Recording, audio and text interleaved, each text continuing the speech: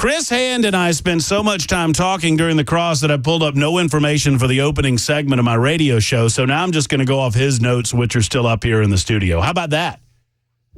Cash me outside. How about that? What's going on, everybody? Super Talk 99.7 WTN. My name is Matt Murphy, and conveniently, they decided to name this radio show The Matt Murphy Show on Super Talk 99.7 WTN. I am pleased and proud to be here. It is episode 620 of our proceedings today. Thank you for being a part, hopefully, of every single one of them. If you've been a part of every single show, kudos to you, because some of them have been doozies, and some of them have just been, big old piles of steaming emoji, if you know what I'm saying. One way or the other, we're here for you on a daily basis, noon to 3 on Super Talk 99.7 WTN. Today is Monday, July 29. It's the last Monday of the year. Belle K looks excited to be here already. I can't tell you, Belle, how wonderful it makes me feel to do the radio show, to begin the radio show, when you're looking like you're looking. Much like I used to tell my waitresses at Waffle House, whatever's happening in your life, pretend that you're having a good day right now when I say, hello, Belle. Hey. How's it going? Pretty good. You're doing a great job so far. I'm trying. Now, what's really going on? You all right? You do your thing, and you got the Monday blues, baby. You do your thing. It is not normally in my modus operandi. It's not normally my modus operandi. It's not normally my state of being that I'm here to lift you up and make you feel better about the world. But here I am on this Monday, and I'm going to do that for everybody. It is Libertarian Lunch. It is Locks for Trump Day 140. I'm just getting all the pleasantries out of the way now.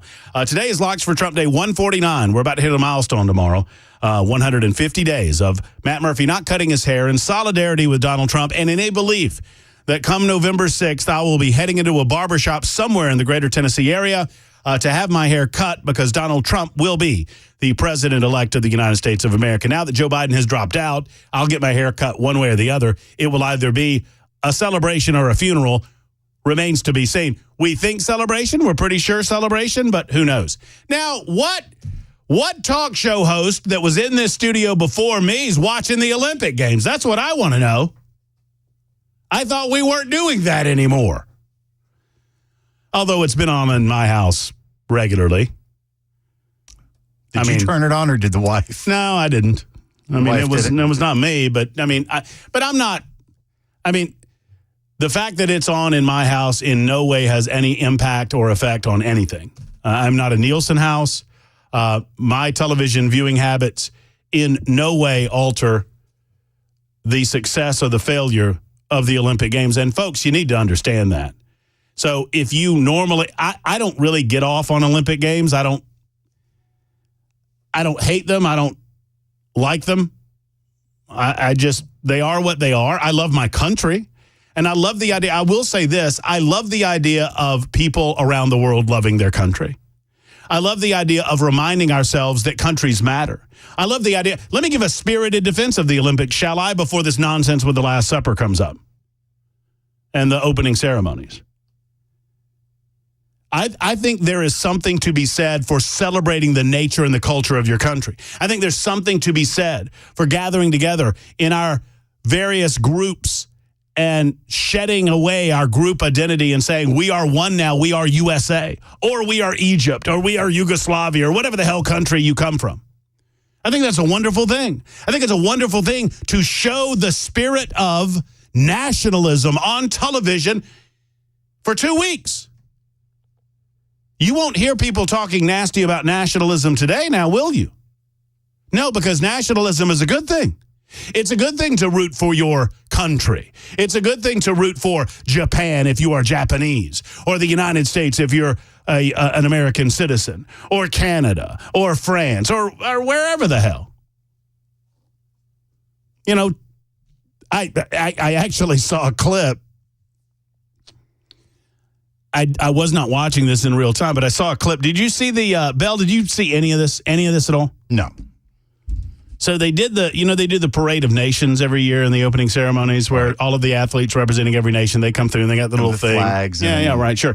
Well, they did it on the, am I saying this right? The Seine River? Seine. Is it Seine?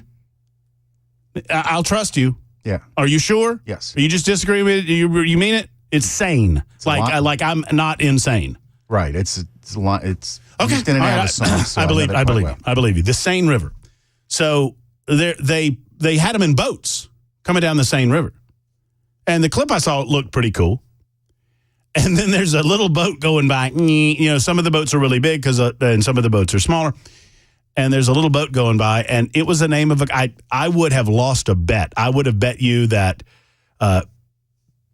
Sacha Baron Cohen made up that country at some point. What was it? Do you remember? It was like, it began with a T. It was like Tuna Kabalaba Turkmenistan? Great Googly Moogly Ding-along Istan.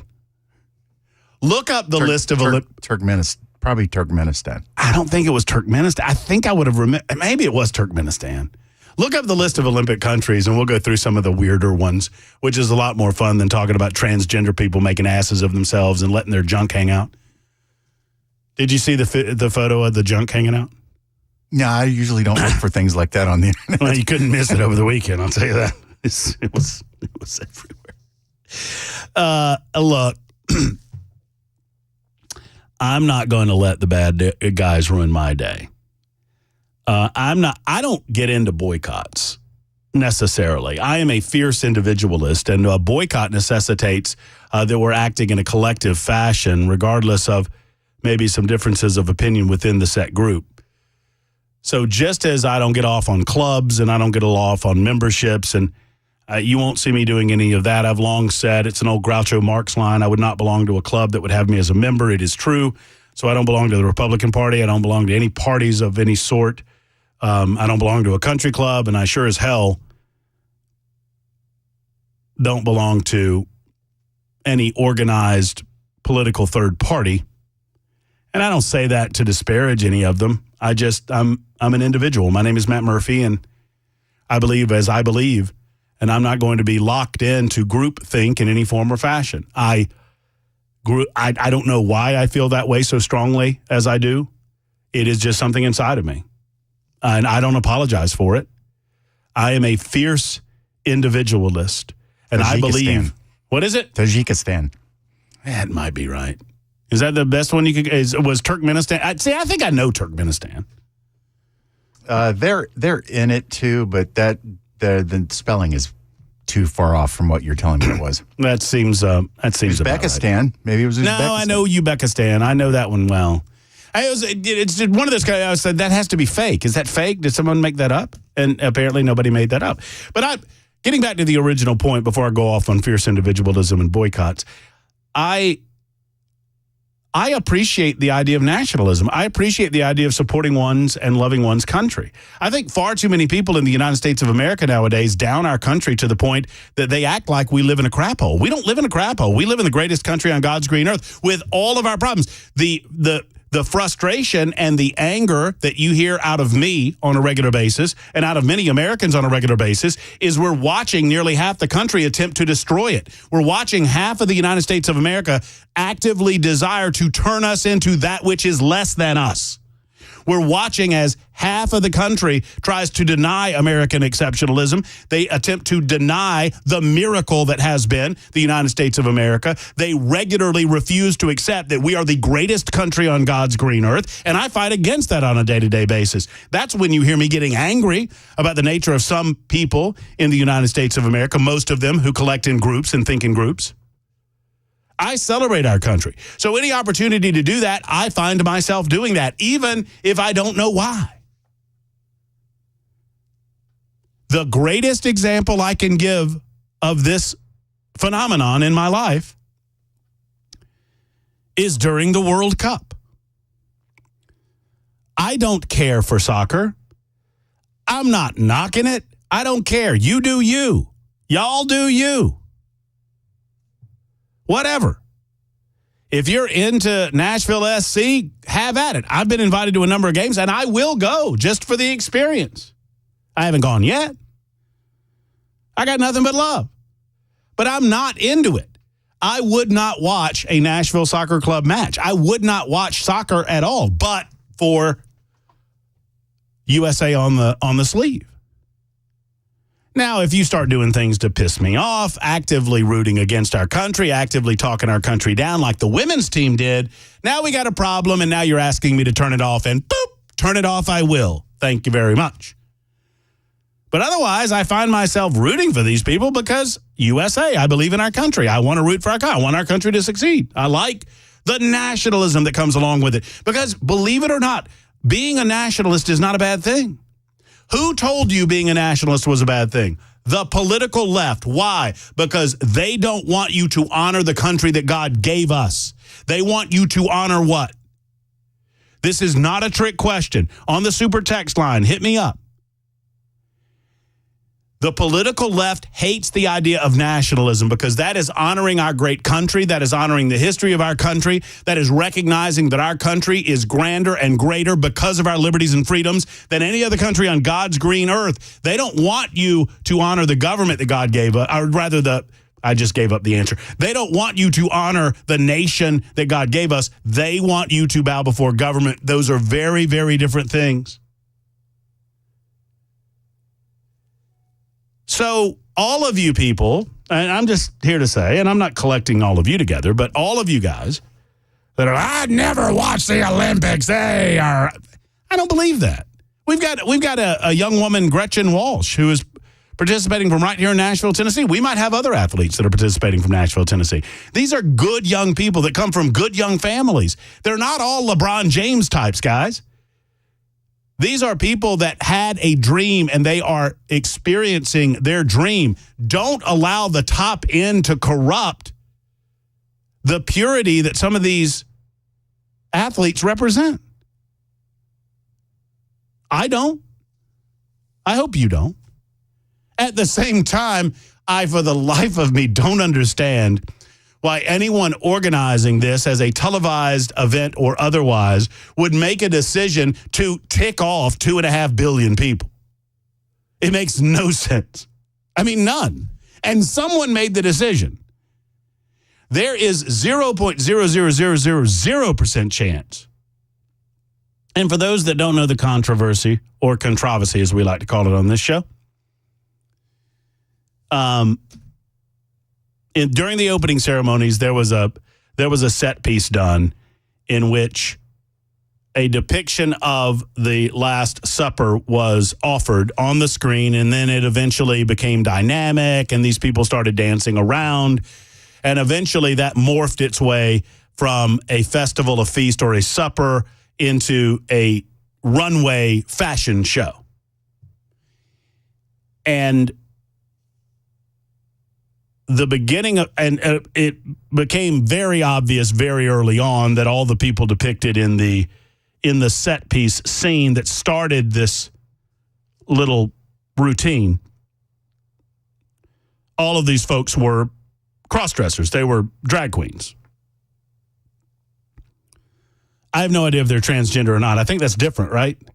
Hey, Belle, is being a drag queen different than being a transgender person? Yes. Yeah, it is, right? Because there are many dudes that just operate in daily life as dudes that decide they want to cross-dress and be drag queens, right? Right. Correct. So these were drag queens, I believe. I'm saying that. So you got a lot of drag queens depicting the Last Supper. Now, as predicted by me Saturday morning, and I have no one but family and friends to support this claim, but as predicted by me early in the morning, they will feign ignorance, as the liberals love to do. What are you guys talking about? That has nothing to do with the Last Supper. It was Dionysus. It was a Greek food festival. What are you guys, what? You're talking about that symbol of divinity over the fat chick in the middle's face? Oh, we don't know what you mean. Oh, we know that had no appearance in the source material that we claim it had anything to do with, and it most certainly made an appearance in the Last Supper and Leonardo. But what are you talking about? Of course they're feigning ignorance, because that's what they do. I am much more curious about the idea that somewhere in the planning phases of all of this, someone demonstrated what we're trying to accomplish, and nobody raised their hands and said, why are we committing this unforced error? We're asking for a lot of eyeballs to go on the screen and watch these young athletes compete for their various countries with nationalist pride involved, and we are showcasing Paris, France as a wonderful place for whatever they want to showcase. Why would we initially do something that would automatically tick off 2.5 billion people or thereabouts? And someone talked that down. Someone said, we don't care. Puh-puh.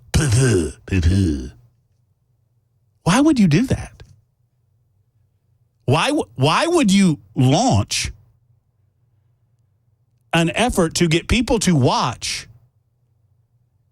and thumb your nose at a vast majority of the people probably watching? Because they ain't watching in China. They're godless in China. The Muslim nations of the world, they don't want a lot. They don't want a lot of this on their television screens. Too much skin. Too much female skin. Women don't have head coverings. They can't have that in the Muslim nations, guys. Godly countries watch this, and you're flipping them the bird right at the beginning. Why are you doing that? I make the case. Bell, I don't know if you've seen the image. I'm guessing, as executive producer of the radio show, you have in your official. You're talking about the Last Supper? Yeah. The comparisons? Yeah, the AB. Yeah, I've seen that.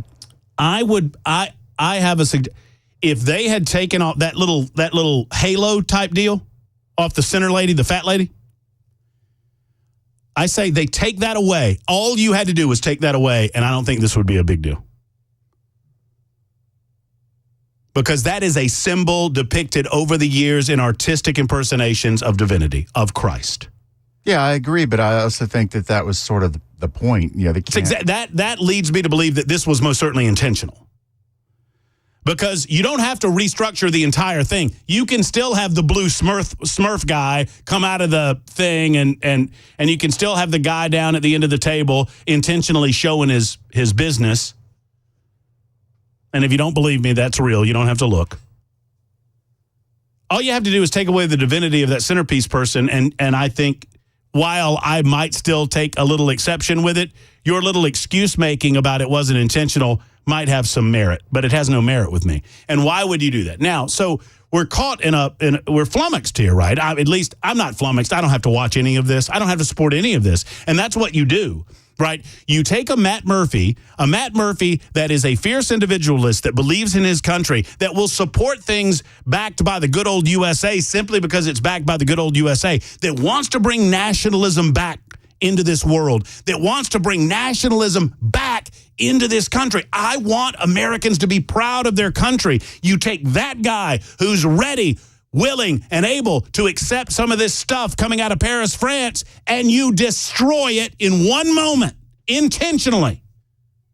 You destroy it. Why? For what purpose other than evil?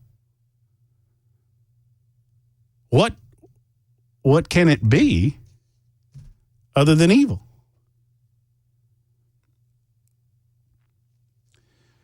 Our telephone numbers are 615-737-9986, 615-737-WWTN. You can also get in on the membersnutrition.com super text line. Same telephone number, 615-737-9986. I mentioned that it's Locks for Trump Day 149. We're found on a variety of platforms to include the radio show on the radio station 99.7 FM. You can find that radio station anywhere you stream news or talk or information. And then there's the television side, YouTube, Facebook, Twitter, Twitch. Quickly, episode 620 is entitled Matt Murphy. He aims to please, and he would appreciate if some other people around here would do the same. Libertarian Lunch, noon to 3. I wasn't going to discuss this, but I think I have to now. You know what? You guys might be blessed that I don't have the time to discuss it when we come back. But if I do, I'm going to talk about aiming practices in men's bathrooms in a moment on Super Talk.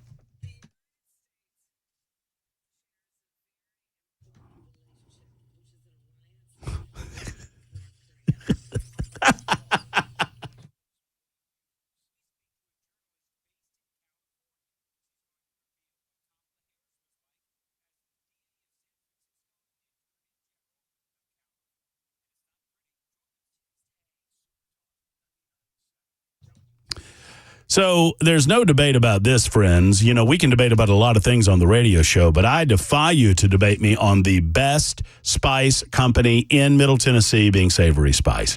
They have 2 locations to serve you, and of course they ship as well. But those locations are important because you go in, you smell the smells, the different spices from here in the States and around the world, the different cultures and cuisines, international and unique flavors right here at home.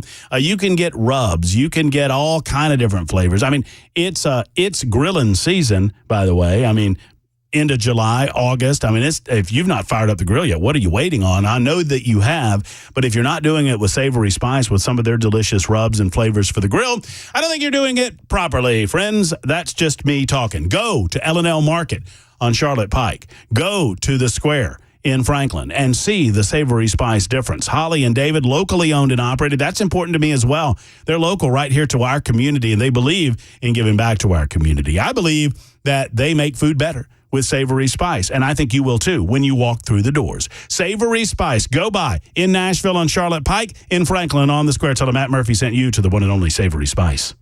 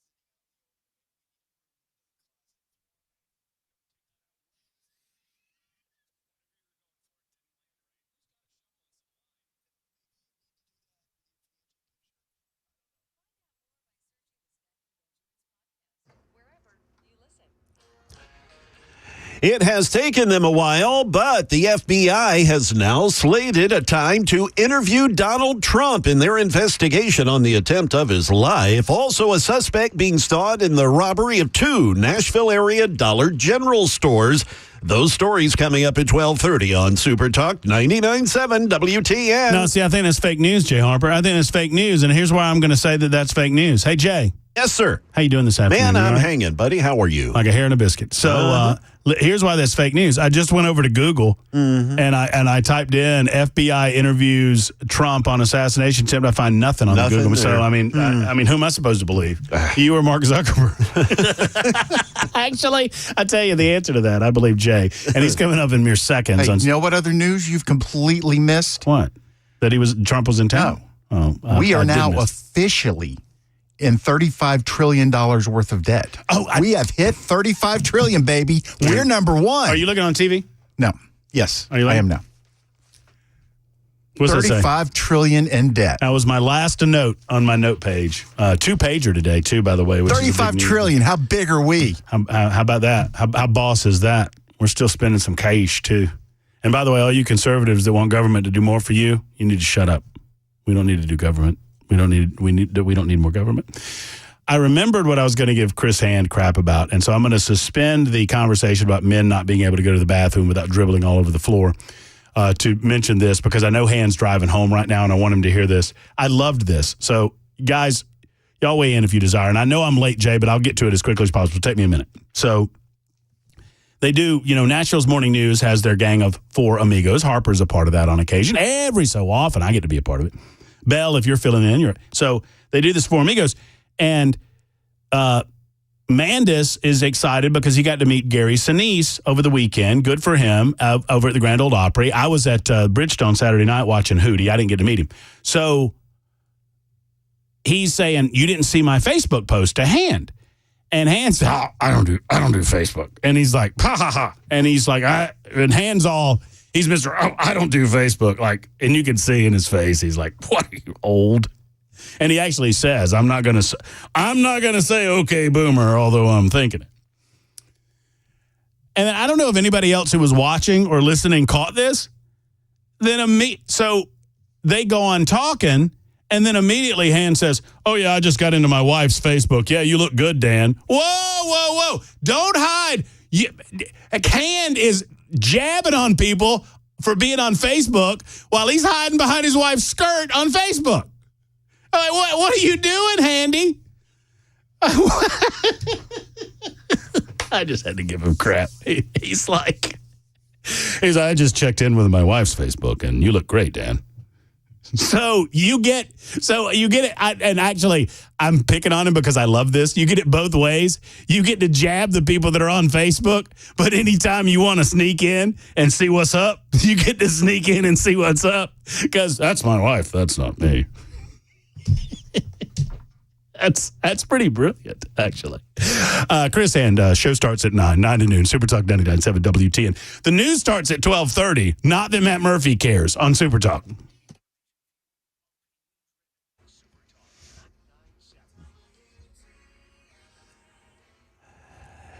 32 minutes past noon. I'm Jay Harper with your top stories. We've got rain in the area, especially down here at the end of Music Row. We're looking at 84 degrees, a complete forecast coming to you in just a couple of minutes. The FBI saying former President Trump has agreed to be interviewed as part of the investigation into the attempt on his life. With more, here's ABC's Aaron Katursky. He's a victim of what occurred, and so the FBI says just like they would any other crime victim in an investigation, they're going to interview the former president. He has agreed. The details they did not reveal, but they did say they've interviewed 450 people so far as part of this investigation. Back here in Nashville, Metro Police here hope that newly released surveillance pictures of the suspect in 2 Dollar General robberies will lead to his arrest.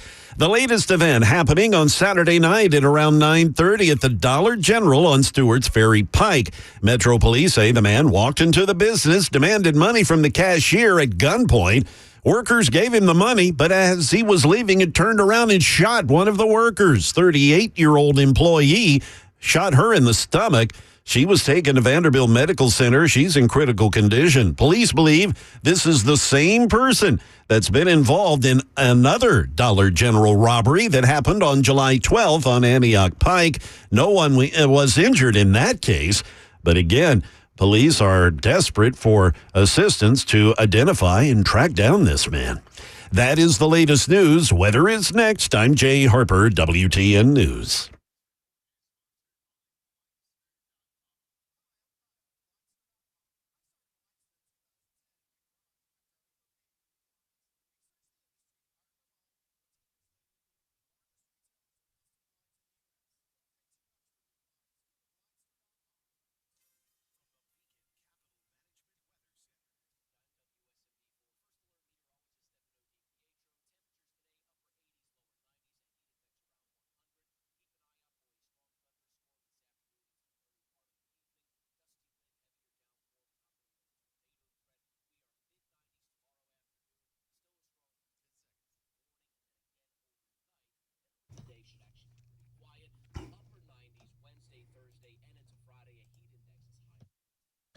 Hey, friends, it's Matt Murphy. I want to speak specifically to you fellows in the listening audience. Now, ladies, if you happen to be listening, don't tune out because maybe there might be something that seems familiar to you in my conversation with the guys. And if that's the case, you might want to alert your man. If you're at a point in your life Maybe you're out of your 30s into your 40s. Maybe you're out of your 40s like me into your 50s, and you're just feeling run down or sluggish. You don't have the level of energy that you once had, and you're trying to keep up with it with caffeine or doing some other things to try to develop an energy level, and you don't know what the source of your issue might be.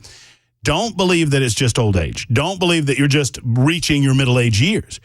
Understand this. Tennessee Men's Clinic can get to the bottom of it, and through diagnosis, through some blood work, and through examination, they can figure out what's causing your energy level issues. Now, this might be manifesting itself in a desire to go to the gym, work out, in a desire to yard work, and oftentimes you find it manifesting itself in sexual activity, in bedroom activity. Now, I'm not here to get into your bedroom and ask you all of those questions, although some of those questions will be asked at the Tennessee Men's Clinic. But here's the deal, guys. This isn't going to go away on its own, and you can solve this with a visit to the Tennessee Men's Clinic and get back to right again. How about it? Give a call. Make the call that so many other men have made, and their biggest complaint after they do is they didn't do it sooner. 615-208-9090. Two locations. One's in Cool Springs. The other is in Midtown Nashville. 615-208-9090 or TennesseeMen'sClinic.com.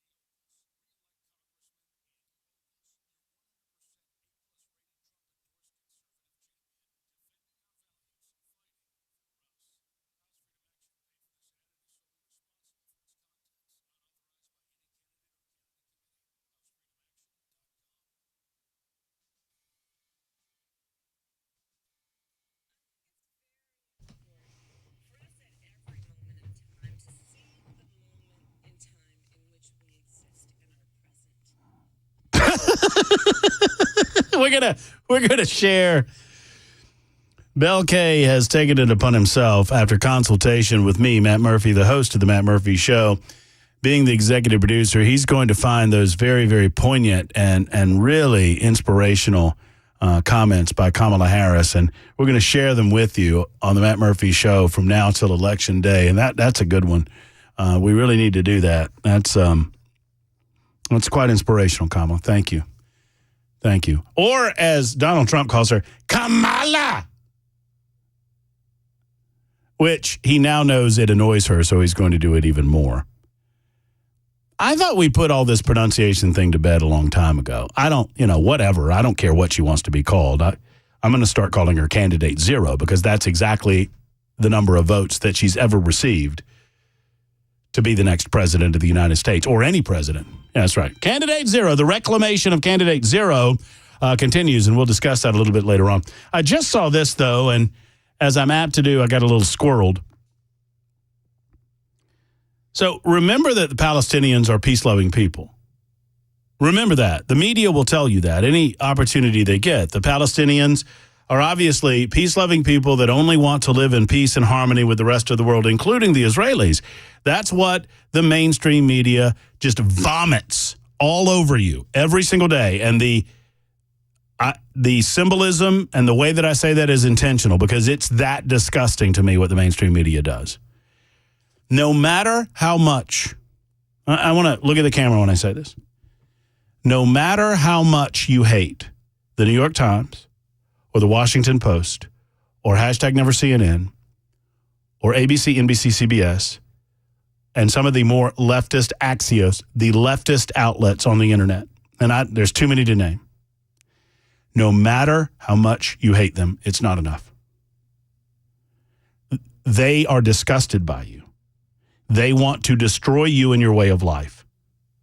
And you should consider them the enemy of the people. Their manner of reporting the fact that 12 young children had been bombed and killed. Now, look, I understand. I'm not immune to the fact that, sadly, civilians have died because of the IDF in Palestine, or the Gaza Strip. It's not really Palestine. I understand that. I understand that's a tragedy.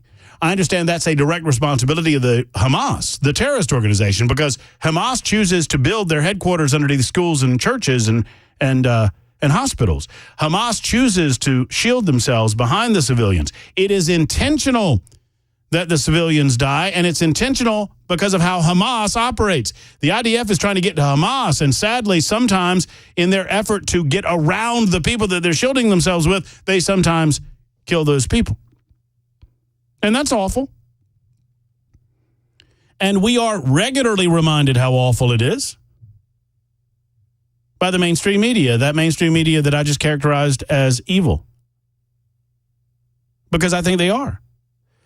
They flow against their charter. They flow against their natural state of being. They flow against their mission statement. They do not do the basic responsibilities of journalism. And they have decided that the terrorists are the good guys. When it comes to the Israeli-Palestinian conflict or the Israeli-Hamas conflict, but I repeat myself, the press in the United States of America has largely decided that the terrorists are the good guys. Pause for effect. Please clap. It's true. The manner in which they cover it will give you the empirical data that you need to know that it's true. And so Hezbollah has now gotten into this conflict because an absence of leadership in the United States of America, nobody knows where the hell Joe Biden is, by the way. This absence of American leadership emboldens those terrorists in the Middle East to do their terrorist thing. And so that's what they're doing. And in the effort to do their terrorist thing, Hezbollah, which is a proxy for Iran, all of this is a proxy for Iran. Iran sponsors all of this. Israel is really at war with Iran. And now Hezbollah has attacked Israel. In the greatest Israeli attack since the October 7th assault that killed some 1,400 people or thereabouts and led to the current conflict that is going on. There was a ceasefire. There was peace, relative peace, and Hamas broke it. And Israel has responded. And now this worldwide community, including all of those media networks that I just referred to as evil, they're now demanding that Israel stop. Israel didn't start it. Israel had the ceasefire going.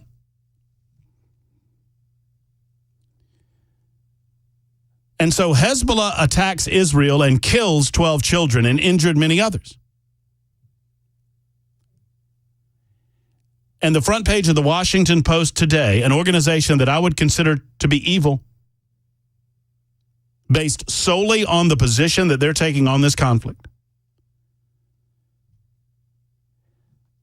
Their headline is, Israel hits targets in Lebanon. That's their headline.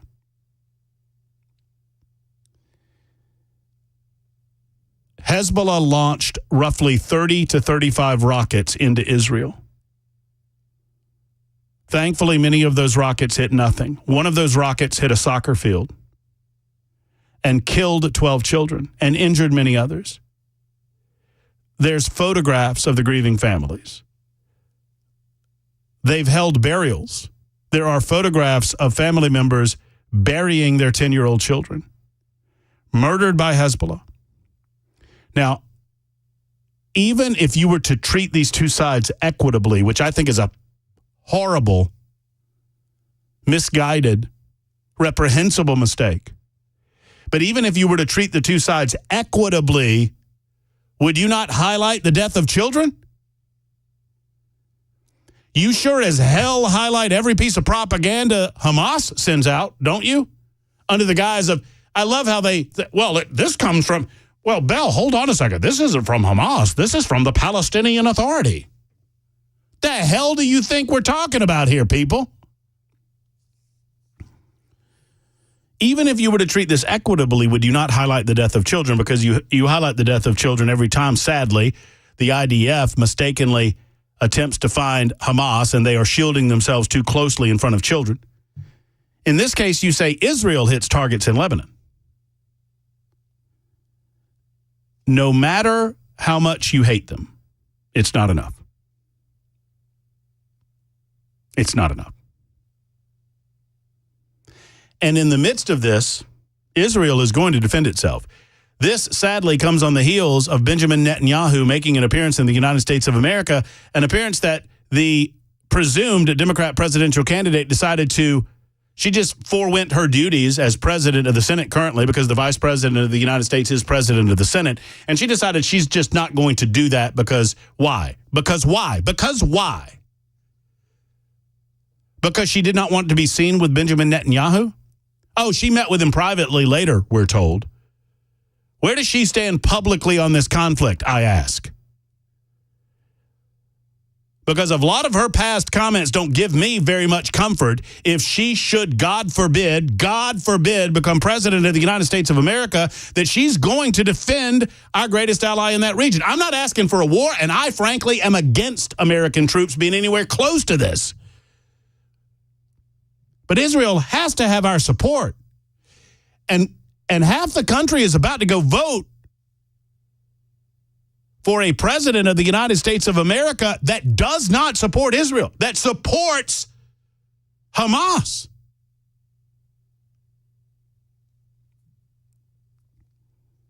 It's frightening. Oh, now they'll tell you different because the reclamation of Candidate Zero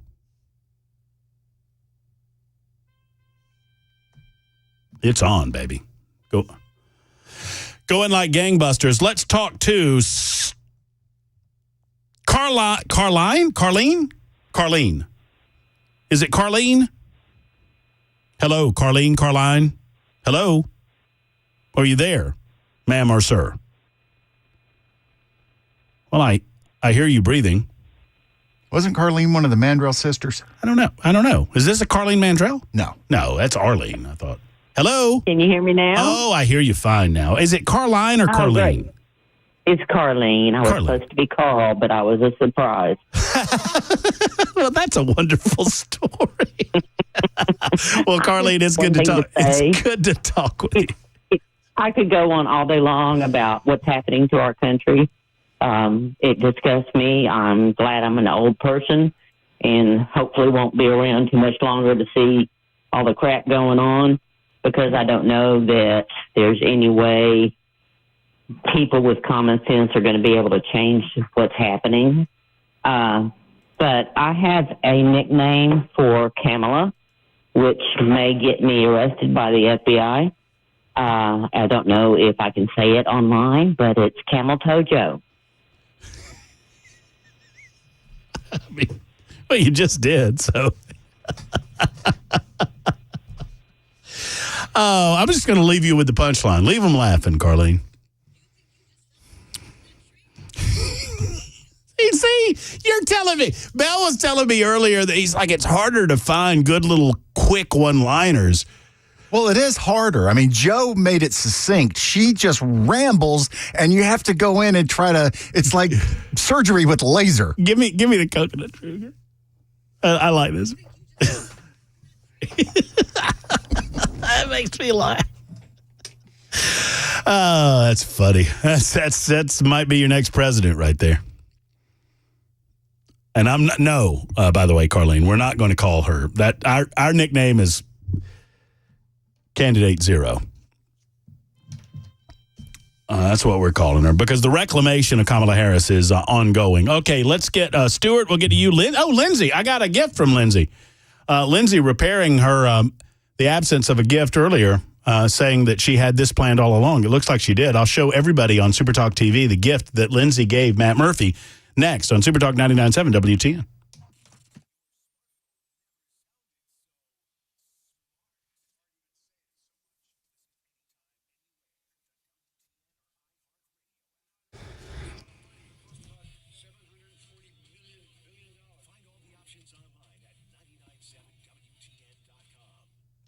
Hello, friends. It's Matt Murphy, and allow me a moment to talk to you about the Nashville Safe House and what a wonderful job they certainly do. Nashville Safe House is ready for you. If you are concerned about your property, if you're concerned about where we are with regard to crime in Middle Tennessee, wherever you might live, might I recommend you Nashville Safe House? I mean, you go to the Safe House and you'll find safes galore. Obviously, they do a lot of gun safe sales. Gun safes are always sales tax free at Nashville Safe House. There are a lot of rebates going on for the summertime as well. And friends, it's just a responsible thing to do. If you own guns, you need to protect those things that protect you and protect your family, and you do that with a safe from Nashville Safe House. You can also protect your valuables or those sentimental items that you want to protect from the fear of fire. They've got the best fire ratings in the industry with their Browning safes and others at Nashville Safe House. So stop by on 4th Avenue South and see the collection of safes from Nashville Safe House. It is unmatched in the industry, and when I say that, I mean nationwide, unmatched in the industry, and they've got a wide selection of safes. They've got a type and they've got a price point just for you at Nashville Safe House. Go to NashvilleSafeHouse.com or 4th Avenue South in Nashville. It's Nashville Safe House.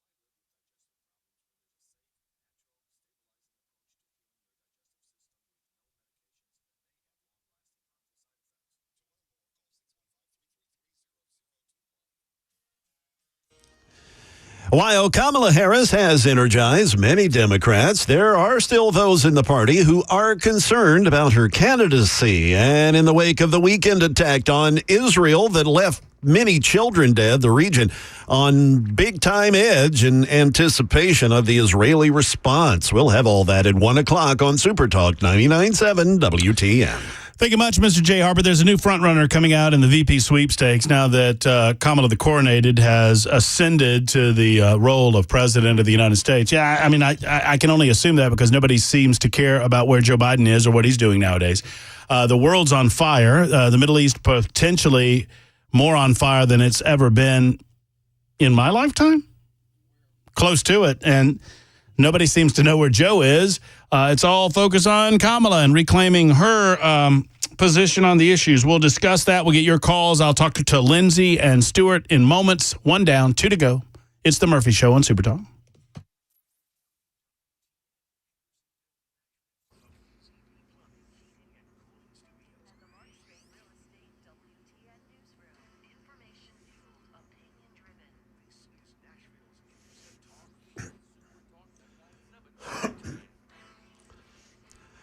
Good afternoon. It's 1 p.m. I'm Jay Harper with your top stories. Cloudy, light rain in the area, 85 degrees. A weather forecast is coming up. Vice President Kamala Harris closing in on former President Trump after raising more than $200 million in her first week as a candidate. While Harris is getting a lot of enthusiasm surrounding her campaign, some Democrats say she still has a lot of work to do if she's going to win in those key swing states. ABC's Soreen Shah has more. I've spoken to people from our National Finance Committee in 2019. They are thrilled in this moment.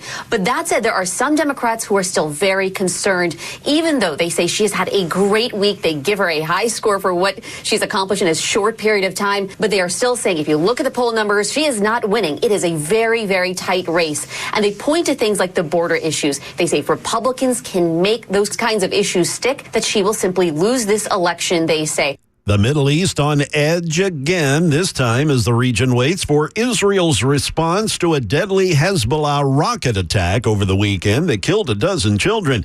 Israel accusing Hezbollah of crossing a red line. The Iranian-backed group denying it was them. But the U.S. State Department says all the evidence does indeed point to Hezbollah. Meanwhile, many airlines canceling their flights to Beirut for the next several days. American urged again to reconsider travel to Lebanon. ABC's Jordana Miller, she has more from Jerusalem. Israel's security cabinet formally approving a reprisal strike on Hezbollah after it killed 12 children on the Golan Heights in a rocket attack Saturday. But no details were given on the scale or timing of the reprisal, which Prime Minister Benjamin Netanyahu vows will be significant. Most analysts here believe Netanyahu will limit the strikes to southern Lebanon, avoiding Beirut. That to signal Israel is not interested in war with Hezbollah, nor by extension, Iran. That is the latest news. Weather is next. I'm Jay Harper, WTN News.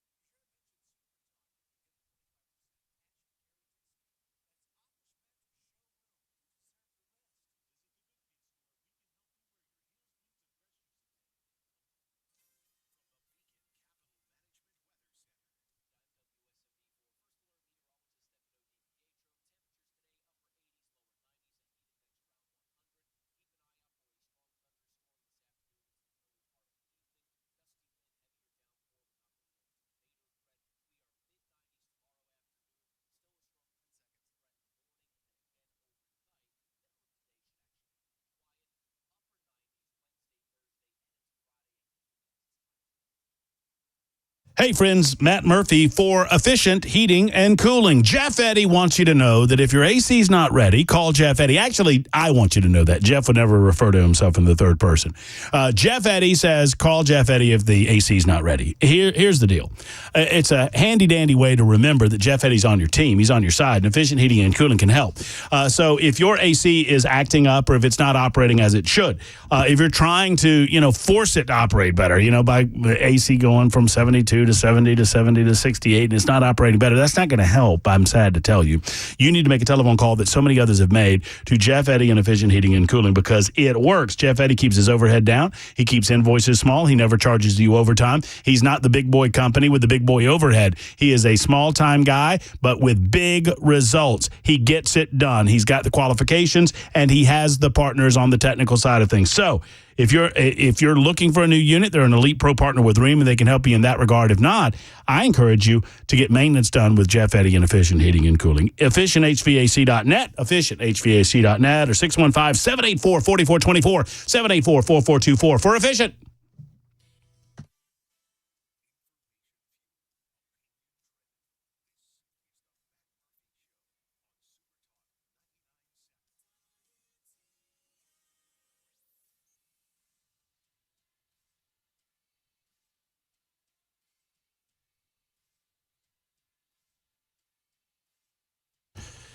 Here we are. Here we go. Matt Murphy Show, Super Talk 99.7 WTN. My name is Matt Murphy, conveniently. It's Monday, July 29, 2024. You probably know that by now.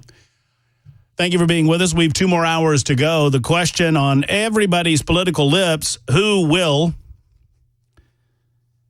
Kamala Harris select as her running mate? I think I have a new leader in my own personal clubhouse. I'll tell you who that is in just a moment. It's a political sweepstakes like no other, considering that Kamala Harris has received no vote for president. And her position on just about... No, I think I did. I think I might have, Madam Vice President. And I would say that considering that you've received no votes, maybe it's apropos that you're changing your position on every single issue before our very eyes. The reclamation... Oh, you got... Oh, I like that. Do that one again. I like that because it gives you the old, right at the end. The end is the best.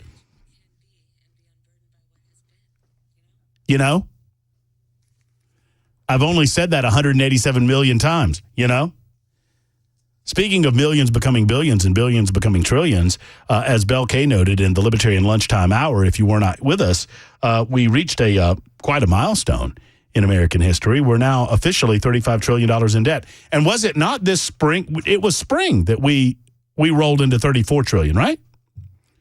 I think it was February.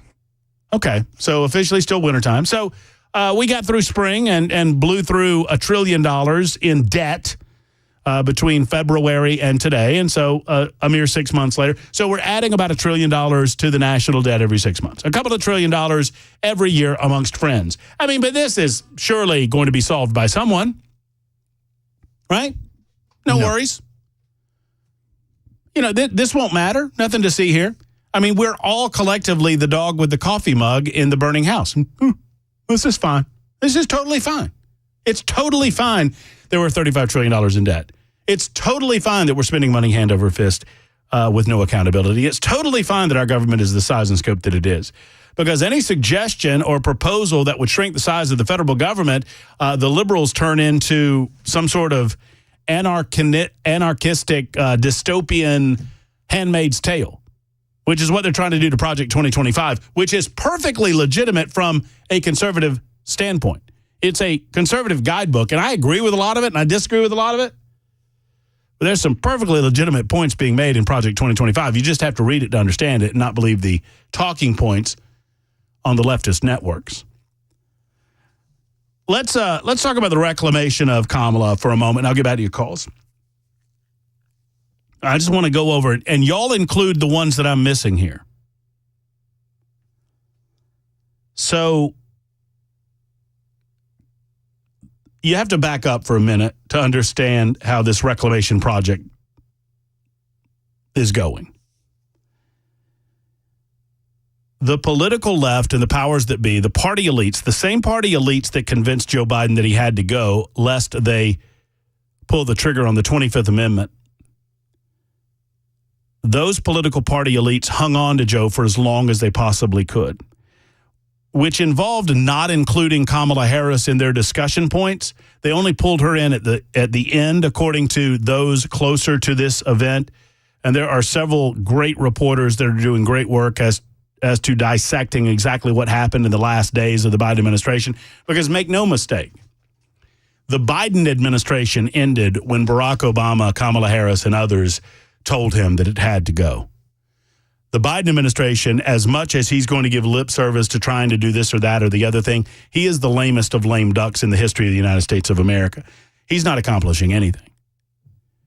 The best that we can hope for is that the world doesn't absolutely explode on fire during his watch in the last 6 or so months. And there's a lot of questions as to whether or not he makes it that long. But his presidency ended Saturday night when it was convinced he became convinced, or his circle of supporters, Jill, Hunter, and others, became convinced that there was a serious move to question his mental capacity and mental abilities to continue on as president of the United States. His choice, according to those voices on the ground, his choice was simple. You either serve out the rest of your term as president and enjoy that bridge presidency that you talked about in 2020, or the rest of your term involves the 25th Amendment and members of your cabinet questioning whether or not you have the mental ability to continue as president of the United States of America. You pick. Either way, you're not going to be president come February of 2025. And you're not going to be on the ballot in 2024. We'll fix that. You just get to decide how you leave. And so when that happened, he ceased being president. Who's president? I don't know. I guess the same guy that's making the decisions. Is it Zeitz, the chief of staff? I don't know. Is it Valerie Jarrett? I don't know. Is it Susan Rice? I don't know. Barack Obama himself? Who knows? One would think that they're not making the decisions anymore because they all were a part, not Zeitz, not the chief of staff, but those others were a part of the cabal that convinced him that the party elites no longer supported him. And so they threw their lot behind Kamala Harris. The obvious reason is they could not skip her. If you skip Kamala and go to someone else, I don't care who that someone is. I don't care if it's Wes Moore. I don't care who it is. You are skipping the black female heir apparent to the throne. And in doing so, you would see a cratering of black female support. You would see a cratering of female support, in my opinion, among the party elites and the left. And you would destroy any chance that you have. And that chance is a long shot at best.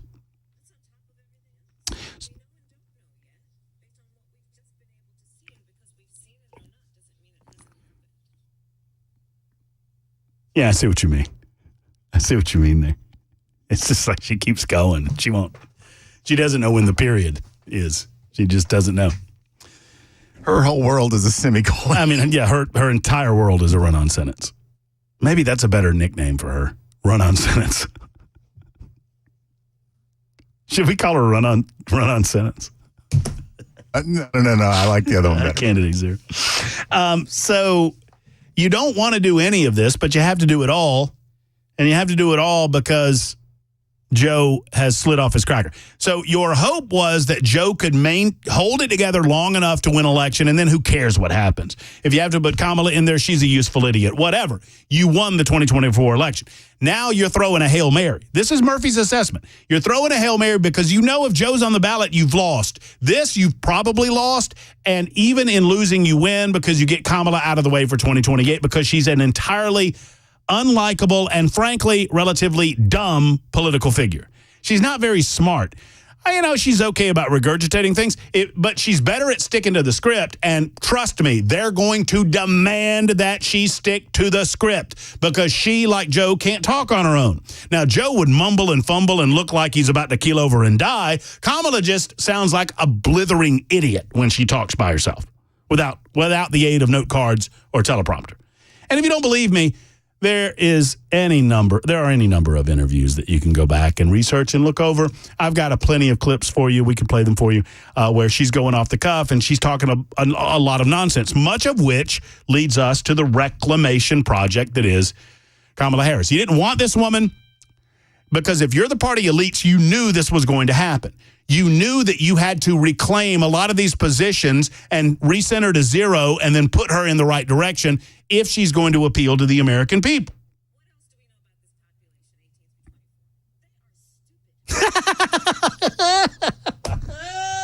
That's what they're relying on, too, by the way. I mean, she's saying the quiet part out loud. You 18 to 24-year-olds are stupid, and if she says the right thing, you'll vote for her regardless of what her positions are on any number of issues. So let's go quickly down the list. So you didn't want this person, but you were left with no choice. If you skip her, you're done. This is a Hail Mary, so let's go for it. So you install her while screaming about democracy and the sanctity of democracy and the threat to democracy and how important democracy is and how secure democracy isn't. While doing all of those things, you say, screw democracy, screw the people's vote. We're going to just pick somebody and put them in. And that person is Kamala Harris. So Kamala Harris was selected. We all know this, right? In 2021, in March of 2021, Joe Biden said, hey, we're getting beat to smithereens over the southern border. The southern border was under control under Trump. We made all these executive orders. We opened the border wide open. The people are flooding in. And because the people are flooding in and because we can't stop the visuals, I feel the need to go over some of this stuff, lest you forget. Before he named Kamala Harris as his point person on the southern border, remember Del Rio, Texas, and the bridge over Del Rio? The Biden administration, the media began covering the tens of thousands of people that were flooding across the southern border, all as a direct result of Joe Biden's executive orders that he signed on day one regarding the southern border. He said, we're not doing this anymore, and we're not continuing the Remain in Mexico policies, and we're not continuing the policies of Donald Trump, and we're not going to continue to build the wall. He, as a matter of fact, forced those that were doing so to reclaim some of the wall itself. They had to dismantle that which they built. They sold off the pieces and parts of the wall that was protecting the United States of America and our American sovereignty. There's nothing wrong with saying that. So, after doing all that and seeing the disastrous results, the media finally began covering it in the winter and in the fall and into the winter of 2021. And so, Joe Biden, recognizing that it was a problem that he could not speak his way out of, recognizing the media was going to hang on to it, their initial reaction was to try to deny media access. So in Del Rio, Texas, when media began showing drone footage of the tens of thousands of illegal alien migrants that were flooding the zone and gathering under the bridge there in Del Rio, the initial reaction was to tell Fox News to stop the drone footage. Remember? They were like, you've got to shut these drones down, because they wanted to stop the optics of what we were seeing on television. They wanted to prevent the rest of the United States of America from seeing what was really happening on the southern border. When they couldn't do that, he had to do something else to pretend like he was doing something about it. So I remember at the time, and I know I wasn't here then, but at the time in Birmingham, Alabama, I was laughing at the fact that he threw this unserious vice president under the bus. I was like, what are you doing, Joe? What are you doing, Joe? You're taking your do-nothing vice president and throwing her under the bus, telling her to do nothing and pretend like she's doing something. And so you got the aftermath of all of that, where Lester Holt said, you've never been to the southern border. Well, I've never been to Europe either. That's a good one for you to get, by the way.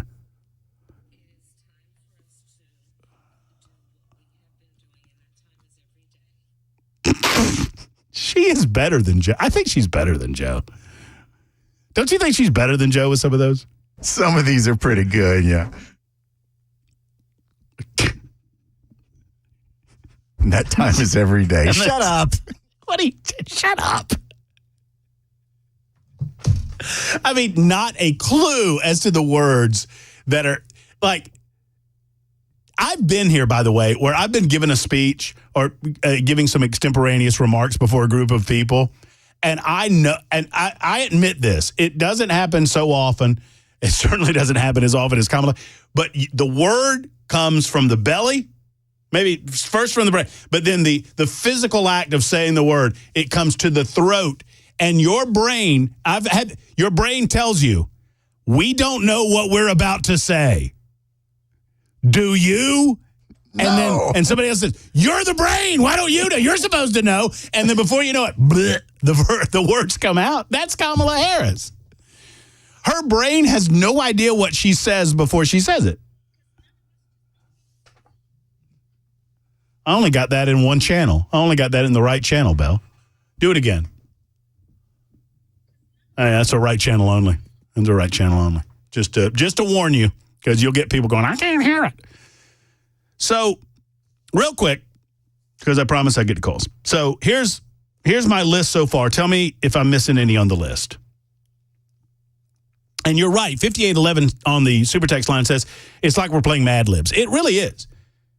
It's like she has a theme for her Mad Libs and she goes down the list. But, I mean, have you ever been in that situation where you're if you're watching on Super Talk TV, you can see the word is like right here in your throat and you feel it coming out and you're about to say it and your brain goes, no clue here, bub. Hey, buddy, no idea what we're about to do. And then somewhere else, another part of your brain says, do it anyway. And so you do. Blech. Well, it's Kamala Harris every day when she's off script. But they've got her on script, boy. They've got her tight because we got to repair all these issues. Number one, border czar. She was never the border czar. Don't call her the border czar. Don't say she was the border czar. She was never in charge of the border. All of your memories about all of that happening and everything I just described to you is untrue. It never happened. Number two, she was never in favor of universal socialized medicine. She was never in favor of universal health care. Don't believe the numerous clips with her claiming that she was, the numerous clips with her supporting Bernie Sanders and his socialized medicine plan. Don't let that fool you. She was never in favor of universal health care. Number three, she was never the most liberal senator in the United States of America. They have successfully scrubbed that from the web. They've scrubbed it. She was roundly considered to be, according to numerous, quote, nonpartisan media organizations, as the most liberal senator in the United States of America. More liberal than Elizabeth Warren, more liberal than Bernie Sanders. But don't say that today because it's not true, according to the reclamation of Candidate Zero. The reclamation of Candidate Zero continues. Black Lives Matter. She never was a fan of Black Lives Matter, despite the wealth of evidence and information that she was. She never supported the Minnesota Freedom Fund, despite the fact that she actively supported the Minnesota Freedom Fund and tweeted about it with regularity. She never supported defunding the police, despite numerous examples of interviews with Kamala Harris where she supported defunding the police.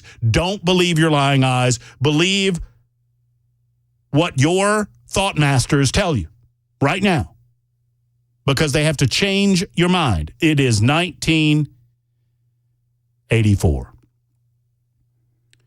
Oh, and I'm not even close to done. So on the issue of Israel and Palestine, she never supported Palestine over Israel. Don't let your lying eyes believe you.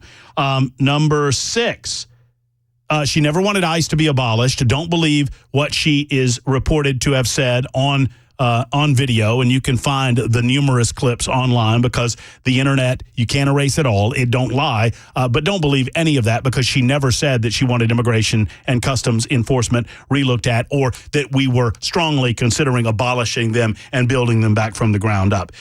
Don't believe her when she says that climate change is the number one existential threat to the United States of America. She never said that. And surely don't believe that she was in favor of banning all fracking in the United States of America because they say that she never said that. She never believed that. Don't believe it. It was never a position of hers. Now, this is not just the Harris people doing this. If that were the case, that's one thing. You're trying to spin your candidate into somebody that's palatable for the American people. And I understand that. It's the mainstream media, folks, and that should insult every single one of you. It's ABC, CBS, NBC, CNN, hashtag never CNN, I should say. Of course, MSNBC's all in, Washington Post, New York Times, and all of the rest of them.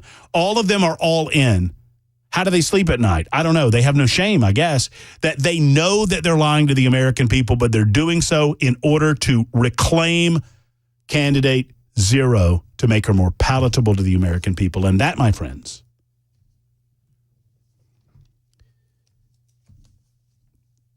is going to be a disaster. Your call's on the way. 124. Lindsay, hang. Cecil, hang. Stuart, hang. Not necessarily in that order, but we'll get to each of you next on Super Talk.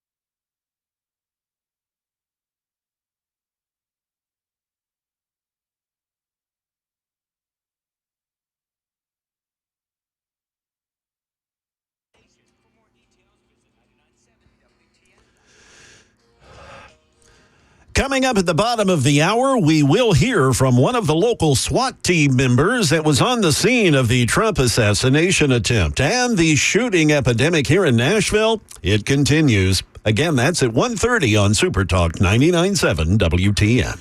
Thank you much, Mr. Jay Harper. We'll get to as many of you as we possibly can, and your call's coming up later in the show as well, right after the newscast. I don't know if, Belle, I don't know if you've, this one is more of a visual. This is Kamala Harris standing around a bunch of people with a mask on. These people are French. This is Kamala Harris through a mask using this ridiculous French. I don't know. Government? We campaign with the plan. Uppercase T, uppercase P, the plan. And then the environment is such that we're expected to defend the plan. Even when the first time we roll it out, there may be some glitches in it. Why is she talking like that?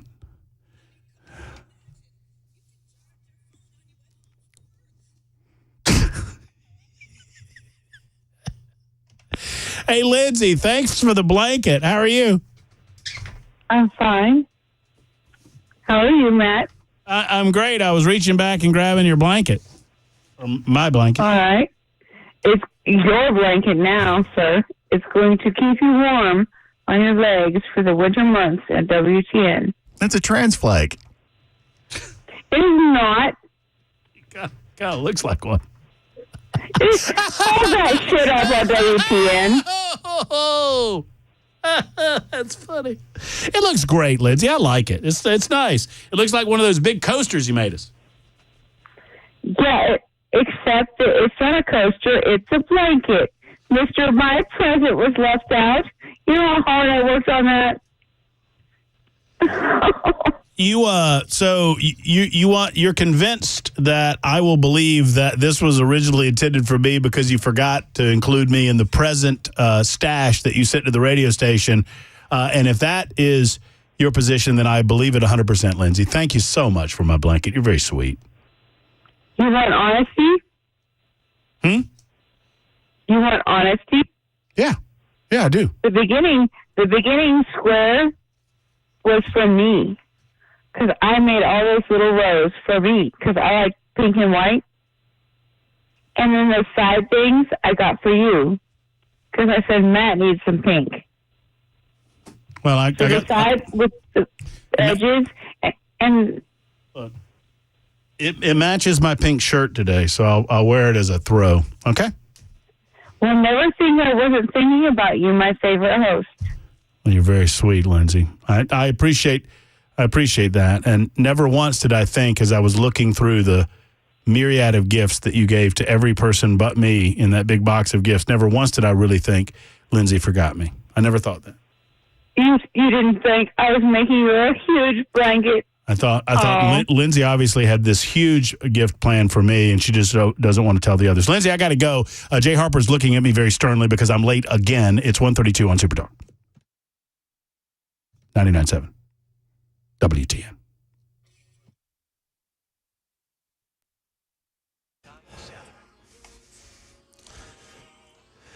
Good afternoon. It's 1:32. I'm Jay Harper with your top stories. Clouds and sun. We've got some rain in the area as well. 84 degrees. A weather forecast on the way.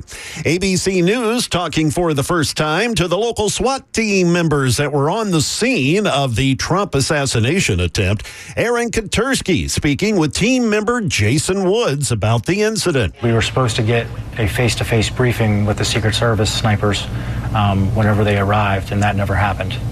So I think that was probably a pivotal point where I started thinking things were wrong, because that never happened, and we had no communication with the Secret Service. The shootings in Nashville becoming a daily occurrence. Today, we've had 2 of them already. Channel 4 says multiple police units arrived at the Southwood Park apartments near the airport about 8:30 this morning. A man was shot there multiple times in the back. He's expected to be okay. This follows a shooting at about 2 o'clock this morning in North Nashville, where a man ran into a hotel behind the 7-Eleven on Rosa Parks Boulevard and pulled a fire alarm to get help. That's the latest news. Weather's next. I'm Jay Harper, WTN News.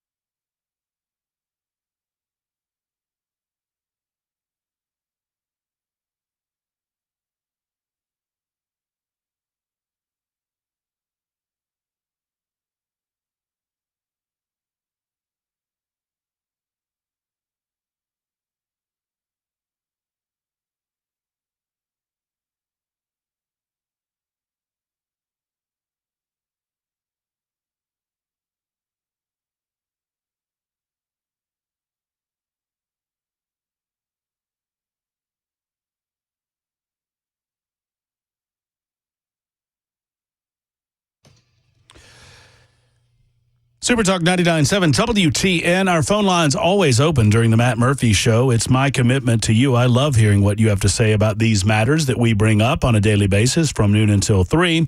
I like turning a monologue into a dialogue, and we'll do that right now. Speaking of dialogue, we've got one going on in the membersnutrition.com super text line. You dial us up. I respond. I bet you I respond better than anybody else. Now, I don't get to everyone because there's too many, but I try to get to as many as I possibly can. Membersnutrition.com super text line, 615-737-9986.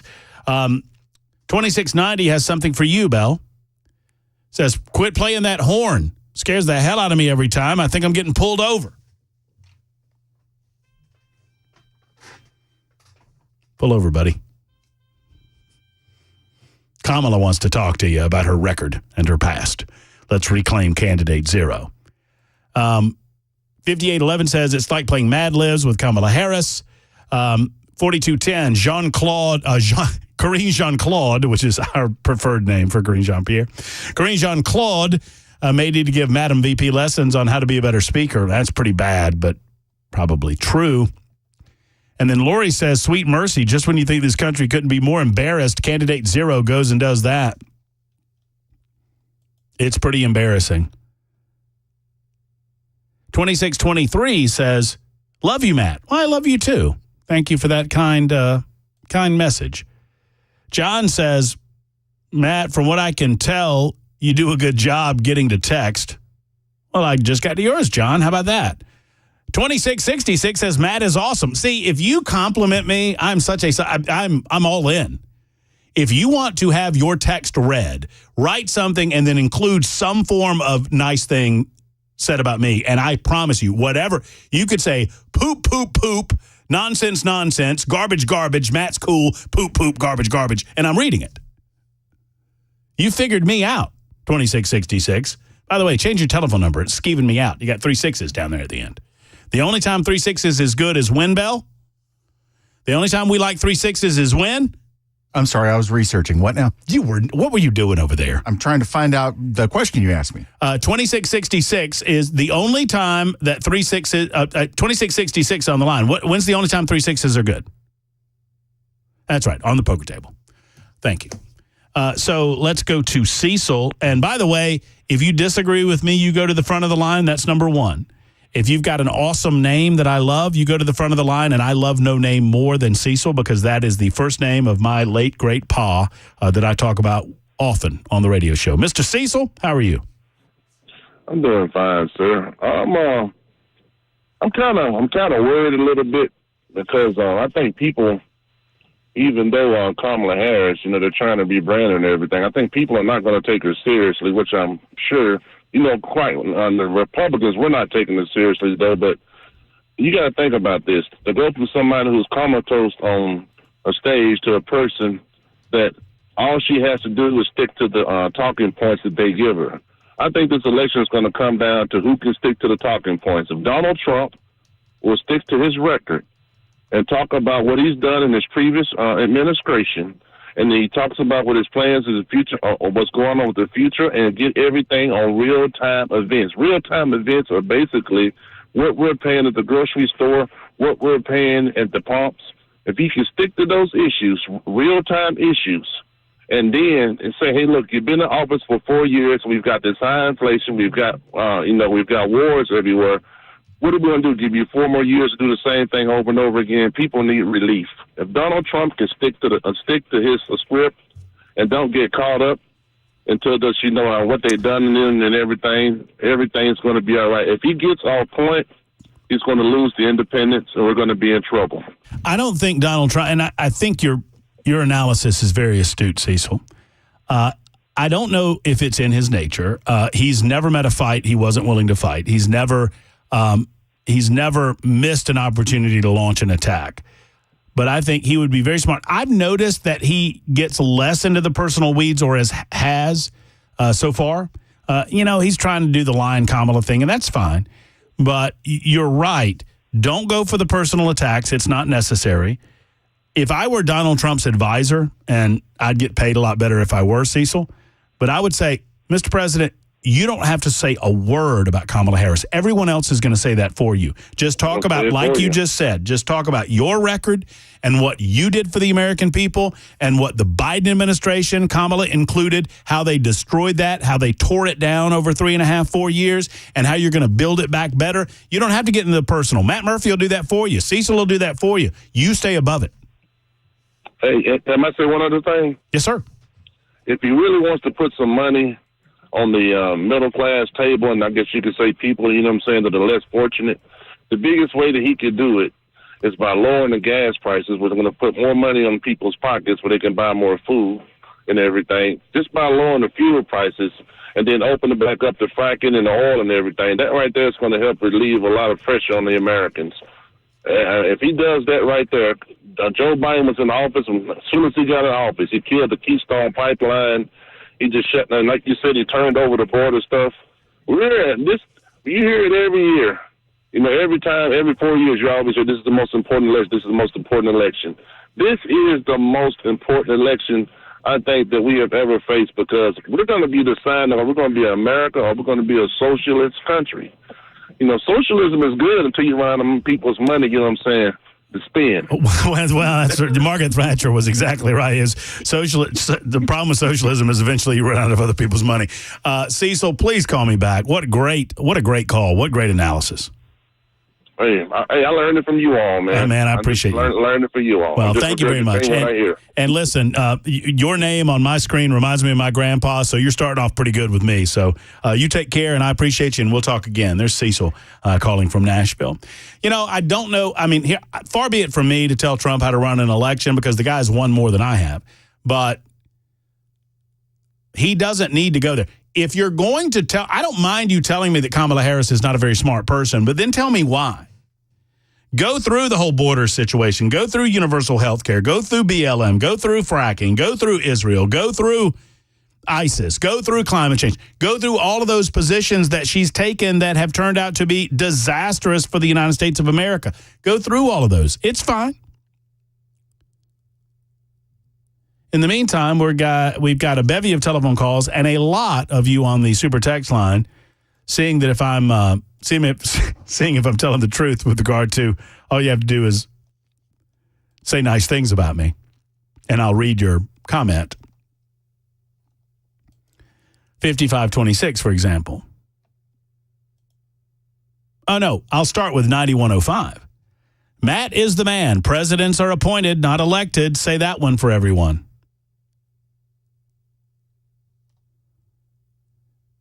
8335. You respond to the text line pretty good, Matt. So does Chris. I don't listen to Mandis. I've got no idea about that. You should listen to Mandis sometime. He does a pretty darn good job in the mornings. Although he doesn't invite me on his show like he invites Chris on his show, but I get it. I understand. Chris is here anyway. Brian Wilson ignores the text line like we don't even. Well, I mean, you know, everybody's different. I mean, Brian has his way of doing things, and he does a great job in the afternoons, and I love listening to him. I do, you know, Brian recognizes what the other three of us don't quite recognize, is that you can use the text line for good. You can use it for evil, too. And sometimes we end up using it for evil when we try to use it for good. Example, 5526. Testing me here. 5526 has written, oh, I lost it. Oh, here it is. Poop, poop, poop. Matt is cool. Poop, poop, poop emoji. See, it worked. See? Hey, I've been doing this, trying to find out about this stabbing in Britain you asked me to look into. Wait, let me give the backstory for just a second before you tell me what you found out. All I saw was a cryon on #NeverCNN, and I think I'm saying that word correctly, right? It's cryon. It's called a crayon, Matt. It's the banner at the. It's the isn't it cryon? I think so. Yes. It's the banner at the bottom of the thing, and I've always. Every time I say it, I think I'm saying it wrong, but I think I'm saying it right. Crime. And all I saw was 2 killed, 9 injured in stabbing attack in UK. Right? That's all I've seen. Looked through multiple articles. None of them are addressing the motive. What did I bet you, though? That it would be a Muslim attacker? Yes. But I bet you $100 that would be a Muslim. The only thing that the articles consistently bring up is that it was a 17-year-old boy who did the attack. Uh-huh. He is under arrest. Uh-huh. They do have the knife, and Britain needs more common sense knife control. I'm telling you. Common sense immigration control will solve a lot of that. I don't know. And, oh, my Lord, Matt, how dare you say that? Have you all watched what's going on in Great Britain? That's how I dare. If I'm betting $100 on one side or the other, smart money's on this was an immigrant attacker that is of the radical Muslim faith. Now, I'd separate the two. Radical Muslim beliefs and Muslim beliefs are slightly different in as much as one sect of that conversation wants to kill you and the other might want to let you live. Or wants to let you live. Let's say wants to let you live. Probably better. 615-737-9986. Who's been holding the longest? It's time for Don in Franklin. Hello, Don. Hey, how you doing? I'm great, Don. I hope you are. Mine's real quick, and I don't know if anybody's touched on this, but I'm thinking that Harris is going to pick someone like Buttigieg because she does not want somebody stronger than her. Are you reading my mind or reading my notes, Don? Is that what you're doing right now? Not today, I'm not. Well, let me read you. I mean, consistent with what you just said, let me read you from my notepad, number 3 on my notepad. You ready? Yes, sir. I predict she is going to pick Mayor Pete. Just watch. That's number 3 on my notepad. Mayor Pete being Pete Buttigieg, the current transportation secretary of the United States of America, former mayor of South Bend, Indiana, and absolute failure as a political figure. I believe she's going to pick Buttigieg because he checks several of the boxes for her, and he will act in a subservient way to her always. He is gay. It's very, very important that they have something that helps an individual to identify as something other than white and male. Her advisors are telling her to pick a white male. I don't believe she's going to do that. Well, a straight white male. Now, this would be a long shot. This is an underdog. This is not anybody that's being called a favorite. Now, he might be 3 or 4 or 5 down the list, but after Josh Shapiro and Kelly, is it Mark Kelly? I forget which twin it is. Senator Mark Kelly out of Arizona. That's Gabby's husband, correct? Yeah, that's Gabrielle Giffords. Yeah, the astronaut. So there's Mark Kelly out of Arizona. He's a hot take.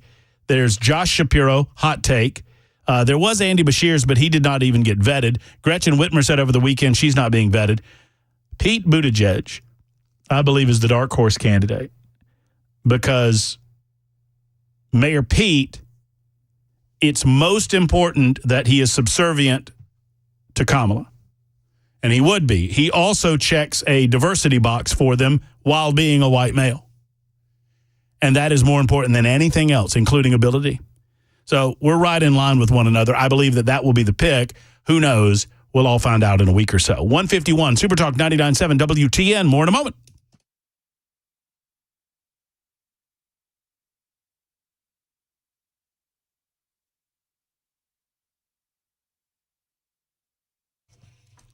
The Glock store is right down the street from wherever you live and well worth the drive. Friends, I've made promises that I'm getting back to my training at the Glock store, and I have to make good on those promises this week. As a matter of fact, I'm calling this afternoon, and scheduling my next Shoot 270 room training at the Glock store. Now, what does that mean? Well, when you pick up a trainer at the Glock store, one, you're getting the best in the business. They only hire the best of the best, and they're qualified trainers at the Glock store can talk to you in your language. What does that mean?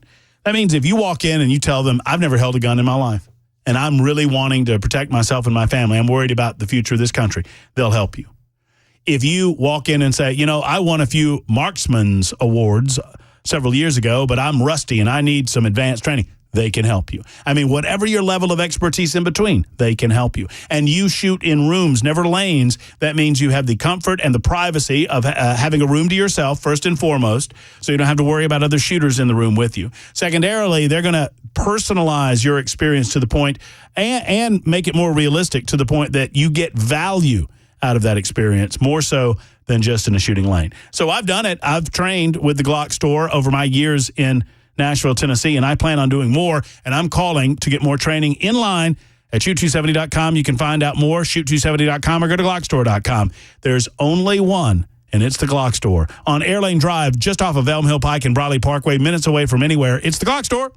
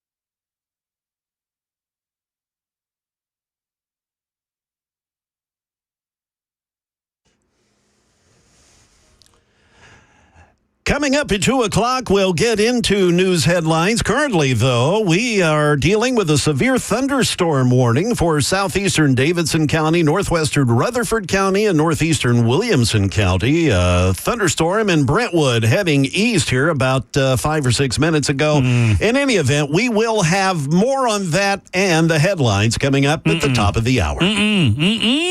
No. Some hail reported in that, too. Jay Harper, I've got to do grass. I'm not going to be able to cut the grass today. Yeah, you look real broken up about that. That's what Jay Harper's telling me. I'm not going to be able to cut the grass based on the rain that's coming into town. I couldn't cut it yesterday because of the rain. It's growing and growing and growing. So is she complaining about the grass or your hair more? No, that's me. I get nutty with the hair is one thing. The grass is another. I get nutty. One more hour to go. Your telephone calls on the way. Plenty to get to. August 1st is voting day in the state of Tennessee. We've yet to talk about it. Elizabeth Warren wants to amnesty. The Bidens want to change, or Joe Biden wants to change the court substantially. It's an awful idea, but we'll discuss that. And Nashville hate groups and why protesters are demanding change. That's all on the way in the final hour of the show on Super Talk 99.7 WTN. Hang in there.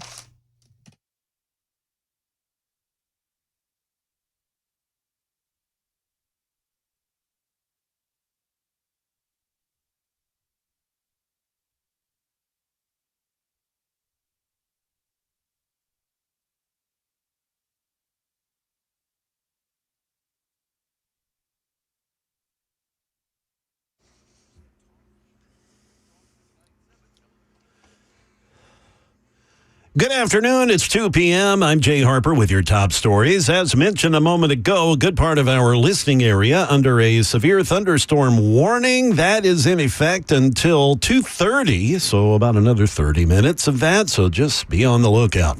We are looking at 87 degrees currently. We'll get you a forecast here in just a bit. House Speaker Mike Johnson and Minority Leader Hakeem Jeffries, they've announced who will serve on the new bipartisan task force to look into the attempt on the life of former President Trump. Here's ABC's Stephen Portnoy. The task force will be chaired by Pennsylvania Republican Mike Kelly. Kelly is from Butler and represents the district where the shooting took place. Other Republicans on the panel include Homeland Security Committee Chair Mark Green of Tennessee and former prosecutors and military veterans who now serve in the House. The top Democrat on the task force will be Colorado Congressman and Army vet Jason Crow, who was awarded the Bronze Star during his service in Iraq. Now going overseas to touch on the story that Matt was mentioning earlier. Police in northwest England say 2 children have died and 9 people are injured after a stabbing attack on a children's dance class in the town of Southport. That's just north of Liverpool. ABC's Lama Hassan, she's in London. A 17-year-old male has been arrested.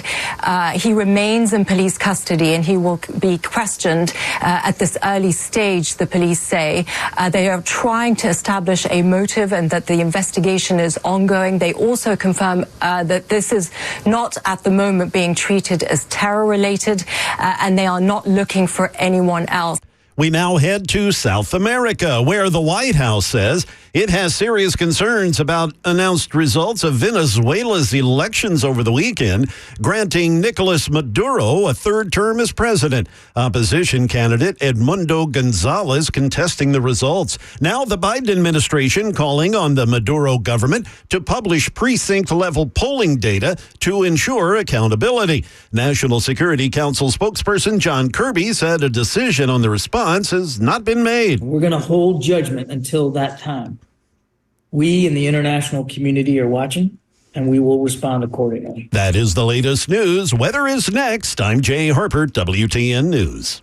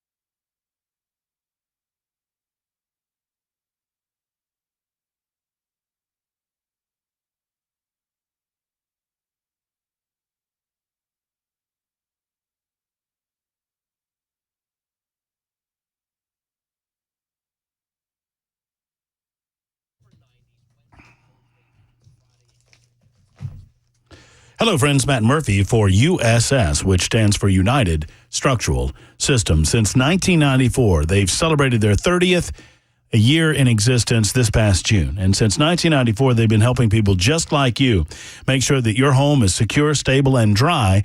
And frankly, folks, in the state of Tennessee, it's a lot more of a delicate deal than in some other states, considering our topography, considering that we have hills and valleys and water runs downhill and water tries to get inside of your house. And that can potentially damage your foundation. It can potentially cause issues involving your crawl space or your basement with musty smells, moldy smells, and that can seep into your house and that can cause health issues. You need to make sure that everything's running A-OK. Now, if you see some of the telltale signs, like bricks that are cracking or drywall that is separating or doors that stick or windows that stick, that could be a foundation issue, a settling issue. If you see other symptoms like standing water in your crawl space or musty odors or perhaps hardwood floors that seem to be cupping or bending, that could be water issues. And then, of course, there's the concrete leveling that they deal with the poly-lift system. Whatever it might be, trust USS. They've been around for a long time, and 25,000 satisfied residential customers are a testimony to their effectiveness. They get the job done, and they get it done for less. That's the bottom line. USSTN.com, that's USSTN.com, or call them at 615-488-7855, 488-7855 for USS.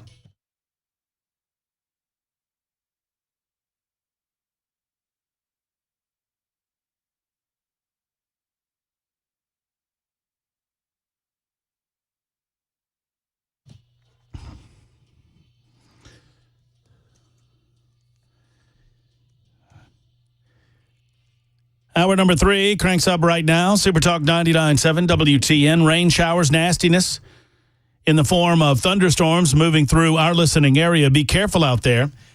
Just listening to Jay Harper and the forecast, watching some of the radar as well. And there is a frog strangler, as Grandpa used to say, my pa used to say, going on in portions of our listening audience. We're in downtown Nashville. We broadcast from just at the butt end of Music Row. I call it the dead end of Music Row here in downtown Nash. But if you're in Franklin, you just went through it. If you're along a line of 65 or just east of I-65 from Brentwood to Franklin, there's a big-time storm coming through. I mean, these are storms that are rolling through, and they're kind of coming from west to east and a little north to south, although mostly in an easterly direction.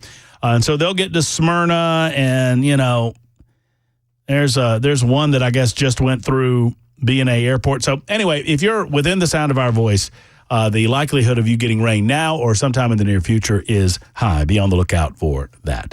7 minutes after the hour, we're answering your call on the membersnutrition.com super text line. Give us a text over there, 615-737-9986. Also, your telephone calls as well. I wrote as the number one point, this was from last evening. I start my preparation of the show in the evening. And, I always do old school notepad way. I get picked on for doing it that way. Chris Hand would call me a boomer. He would. That's okay. He's Mr. No Facebook, but he hides behind. Anyway, we did that last hour. Joe Biden, where did he spend his weekend? Does anyone know? I know. Do y'all know? You have a guess? It's not Rehoboth. The basement? Not the basement. I'm out. Camp David. Little Camp David. Little vacay time. Little downtime for Joe. Spent some time at Camp David. Nothing much happened over the weekend other than one of our greatest allies in the Middle East got attacked again. 12 kids dead. Many others wounded. Nothing from Joe. No thoughts, no comments. He did offer a few comments about the United States Supreme Court over the weekend. And that's where I want to start third hour. The Biden administration, for the last several months of it, they have decided to pretend that he's still in control. And the current president or resident of the United States of America in the White House is now arguing that the Supreme Court has, quote, undermined the public's confidence regarding its impartiality. President Biden, along with Vice President Kamala Harris, are calling on Congress to impose term limits and a code of conduct on the Supreme Court while also drafting limits on presidential immunity, according to the White House. According to his official handlers, Joe Biden will propose these reforms during remarks at some point today. Has he already done it? I don't think he's already done it. At the LBJ Presidential Library in commemoration of the 60th anniversary of the Civil Rights Act, Biden has also addressed his desire for the Supreme Court reform in an op-ed piece published this morning. I think that was published, it was either in the Washington Post or the New York Times. It was behind a paywall, and I'm not giving those scumbags any of my money, so if it's behind that paywall, I won't read it. I'll just have to reflect on portions of it. I have portions of the remarks. I guess it was in the Washington Post. They did this at LBJ's at some point today. Library because of the Voting Rights Act. Civil Rights Act, 60th anniversary. Okay, I thought they were doing it there because it was the last person to drop out of a race. In commemoration of our connection with Lyndon Baines Johnson as the last individual to decide, despite his eligibility, that he would not represent his political party, despite his incumbency, we welcome Joe Biden to the Lyndon Baines Johnson Presidential Library. Welcome, losers. Come on in. We love to see you. I did. Yes, ma'am. That's true. According to his op-ed in the Washington Post, Joe says, and no one really believes that he wrote this, but I'll read it as written, I served as a U.S. Senator for 36 years, including a chairman and ranking member of the Judiciary Committee. I've overseen more Supreme Court nominations as Senator, Vice President, and President than anyone living today, Biden said in the op-ed. I have great respect for our institutions and separation of powers. What is happening now is not normal, and it undermines the public's confidence in the court's decisions, including those impacting personal freedoms. We now stand in a breach. Harris endorsed this push, saying today there's a clear crisis of confidence facing the Supreme Court as its fairness has been called into question after numerous ethics scandals and decision after decision overturning longstanding precedent. So I've not read the entire op-ed because I'm not jumping behind the Washington Post paywall and paying these scumbags money. I'm not going to support them with my money. However, Joe says in a portion of the speech, as regurgitated by Fox News, that what is happening now is not normal. I wonder if Joe or whomever wrote the speech dared to expand on that concept of what is and is not normal with regard to the Supreme Court. It sounds as if liberals are getting decisions that they don't like. It sounds as if there are people in place within the court that are making constitutionally sound decisions. Instead of deciding or instead of acting on what they would want to be true or what they would want to happen, they're acting in a constitutional fashion and declaring that there are certain things Congress may or may not do, certain things the president may or may not do, and certain things the Constitution of the United States says and other things that it does not say. And if it does not say or speak to a specific issue, then it does speak to what happens next, and that is that issue then goes to the states and the people respectively.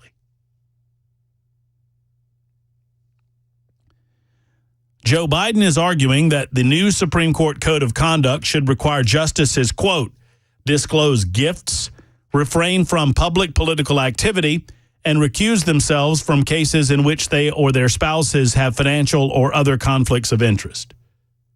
Does this include their wives? Yeah, of course. Oh, does it really? Oh, yeah, it says that they should recuse themselves from cases in which they or their spouses have financial or other conflicts of interest. I'll tell you what. I will consider this when Congress first does that for themselves. I'll consider for the Supreme Court that which they want to employ against the Supreme Court when Congress, like Nancy Pelosi, when Nancy Pelosi decides that her husband Paul is not allowed to engage in financial transactions, then I'll consider it for the court. But until then, I got two words for Joe Biden and his concept. Screw you. This is America. Right? This is America.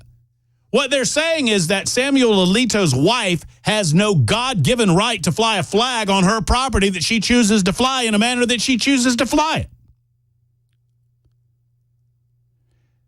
All this is a bunch of liberals sitting around being pissed that the court is conservative. They're ticked that Donald Trump picked constitutionally conservative justices to be on the court. That's all this is. He also called for an 18-year term limit on the court, which goes against the basic concept of the court. Now, I'm going to try to calm down and explain this to you. I get upset when I think about these things because it's Democrats being short-term annoyed that they can't have it their way. They have worked for the last 60 years to liberalize the courts. They have worked for the last 60 years to undermine the impartiality of the federal court system. And Donald Trump undid much of what they have done in 3 appointments, 2 of which were a lot better than the other. I think Gorsuch and Kavanaugh will maintain a fairly consistent conservative line of thought. Gorsuch has been off the reservation on a couple of things. Amy Coney Barrett is a little iffy. Oh, here comes the misogyny. Here comes the misogyny. Amy Coney Barrett is a little iffy. I don't know what's going on under that dress. I mean robe. I meant robe. I meant robe. Did I mean I meant robe, not dress. She's a little iffy. But the 3 collectively have done a good job, not of being conservative justices. I don't want you to be a conservative justice, but to act in a manner consistent with the vision of the Founding Fathers as to your role as a justice. You are there to call balls and strikes. You are not there to make law. That's the job of the Congress. You're not there to enforce it. That's the job of the executive branch. You are there to tell them in times of crisis or trouble or debate what you believe the language of the law is intended to accomplish and to achieve and what it's not. This idea of Supreme Court term limits, its purpose, they claim that they're trying to apparently clean up the court. What they want to do is partisan the court even more. They're trying to create a partisan court. They're trying to create a dynamic by which a president is allowed to select. Every president of the United States is allowed to select 1 or 2 Supreme Court justices. The court is designed to be above the political fray. The court is not designed to answer to the whim of the mob or the people outside the court. No matter how loud that mob speaks, the court answers to the Constitution of the United States of America. And that's it. And for far too long, liberal justices have decided to answer to the will of the mob as opposed to the language in the document. For far too long, even conservatives on the court refused to accept that that is not our job as the court. This is not our role as a federal government. It's the role. And I applauded Dobbs v. Jackson, and I understand that many people were focused on the matter as a matter of abortion and life.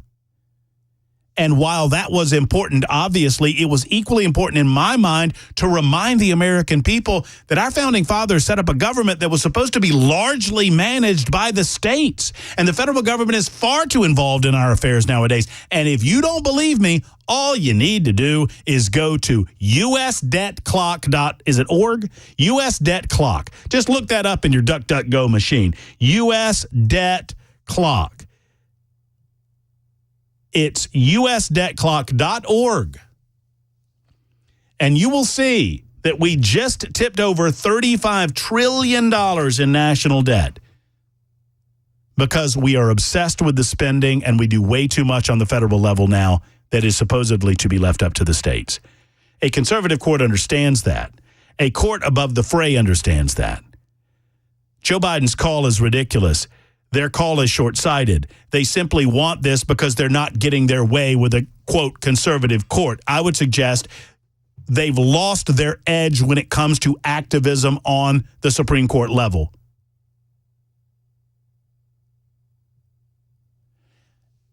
And I can point to you court decisions that I hated. But I had to respect, because while I didn't like the outcome and I didn't like the result and I didn't like what it meant for the people involved, I had to respect the decision because it was the right decision with regard to the Constitution of the United States.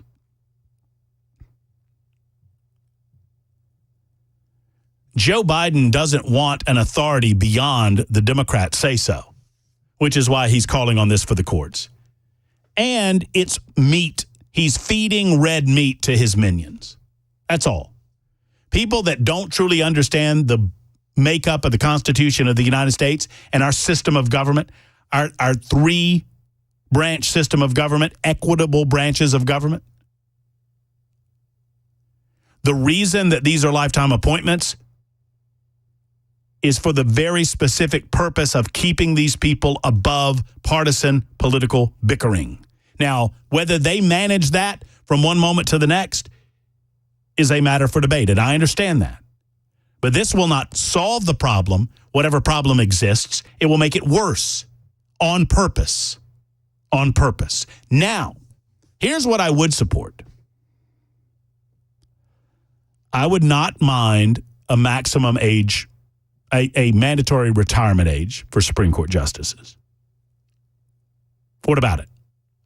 As a matter of fact, how about a mandatory retirement age for public service? Let's talk about it on the phones, 615-737-9986. I'm going to start with 80. A mandatory maximum age of public service at 80. No offense to you octogenarians in the audience, but thank you for your time in your 70s and 60s or whatever time you served. It's time to move on to a younger generation. If you are 80 years of age at any time of any election, thank you very much, but we're going to move on. Because the likelihood of you living through any public service or seeing the consequences of any action made during public service are slim to none. Now, I could be convinced to go to 75. Hell, I could be talked into 70. You know, maybe. But I think 80 is a good. And that, by the way, across the board. Across the board. Mandatory retirement age at the age of 80 for any service in any federal government elected position. What say you? 615-737-9986. It's 222 on Super Talk 99.7 WTN.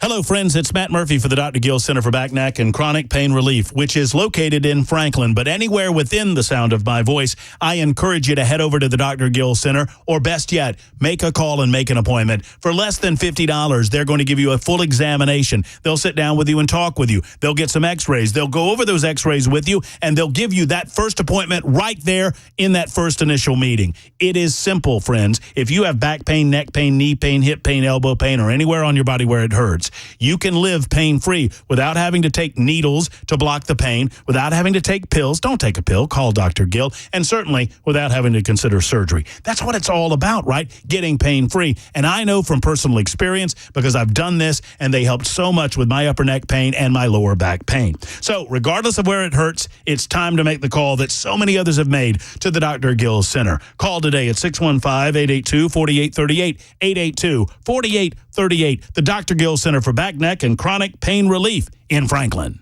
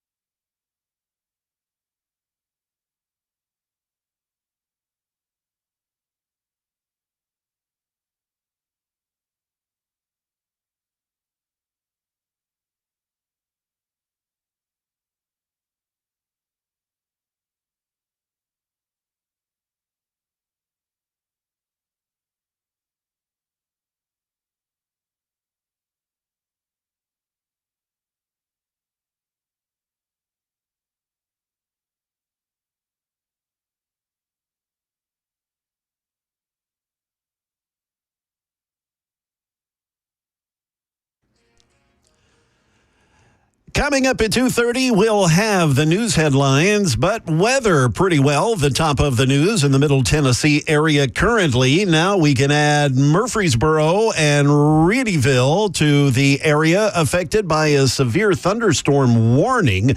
And there's just significant rainfall in many parts of our area. They're just popping up like crazy, so just be on the lookout. Again, we'll have more on the forecast as well as news headlines at 2:30 on Super Talk 99.7 WTN. So I think I've learned two things today. Someone wrote it to me. This was actually in a personal text. Loyal listener Dennis, who listens from Birmingham, Alabama. He was a loyal listener back in the days when I was in Birmingham, and he continues to be so today in Nashville. He writes, Chiron. Chi as in like your eyeball, but with a K in front of it. Chiron is what you see on your screen. Yeah, okay. Yeah, the scroll is a Chiron. Yeah. Chiron, not Chiron. Chiron. And I just learned... Crayon. No, not crayon. Chiron. Reedyville, Jay?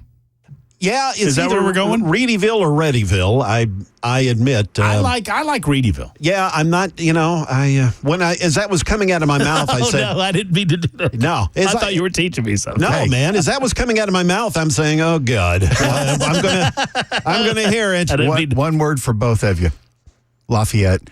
It's Lafayette.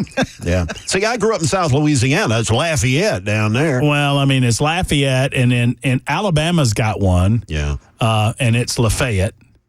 And so I always went with Lafayette. Is it Lafayette? Up here it is. That's what they call it? Yeah, that's the pronunciation that is used up here, and it's obviously not the one that would be used in French areas. Well, whatever. Them Frenchies can do whatever they want. Or Indiana. Paint themselves blue and do some sort of Smurf porn. On the opening. What the hell was that? Did you see it? No. Did you see it? Jay, did you see it? Did you see it? I saw a photo. I didn't watch the ceremony, but I did see pictures. Based on the photo, is Smurf porn not accurate? Yeah. I mean, you nailed it, man. Thank you. As usual. Thank you very much, Harper. Just go look at the picture. It's a big Papa Smurf with a microphone sitting in a bed of lettuce and tomatoes. And he's the feast. I don't know what else to call it. So my idea is mandatory retirement age for federal employees, all federal officials, elected officials. We'll start with that and go from there. What say you? Now, Steve has been holding in the borough for a long time, so I'm going to get to those who are holding before. Some of you are commenting on this. Steve, what's up? Hey, Matt. Thanks for taking my call, buddy. Yeah, man. I don't know if you saw the Dr. Phil interview with Trump. I think it was filmed like 2 weeks before the assassination. But in that interview, I mean, he kind of really brought Trump down to ground level and issued a challenge and said, would you prefer to be the president who breaks the cycle of revenge? Because the revenge is very addicting, and all revenge does is escalate both sides. And you could see that he kind of sat back and And, then we had the assassination attempt, and then we had, his address at the RNC convention. And at the very beginning, I'm like, okay, maybe he's changed. Maybe he's going to be the grandpa who says, hey, listen, I'm a changed man. My second term, I'm going to be a uniter. I want to be a president for everybody. I want to appeal to everyone. Those of you who don't like some of the things I've said in the past, I vow to be think twice before the words come out and be the president who unites this country in a time where we need some healing. So I really feel like if his advisors could, get that message to him, that's what we need right now. And I agree with Cecil earlier, who said you don't need to even mention Kamala Harris's name. She's already her own disaster. In fact, on a funny note to wrap this up, if she did choose Mayor Pete as her running mate, I can already see the meme now that says camel hairs will make your booty itch. So I had somebody, and thank you, Steve, for the call. I had somebody suggest that if I'm right, and by the way, liberals, I know that I'm on the mark because liberals got really upset about my joke regarding Coney Barrett and her dress/robe. They're all, wow, what are you insinuating? What are you insinuating? I'm just talking here. I'm just some blabbermouth with a microphone. But already the alert and brilliant listeners of Supertalk 99.7 WTN have made me aware that if it is Pete Buttigieg, then that would be the Harry Booty ticket of 2024. And with that, I turn to the news on Supertalk 99.7 WTN.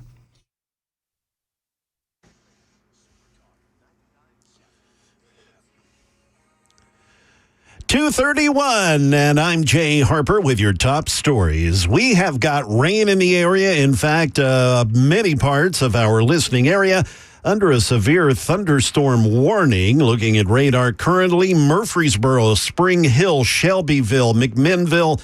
Yeah, you're dealing with it. And again, the entire listening area prone to these pop-up storms. Hail reported in some of these downpours, so just be careful.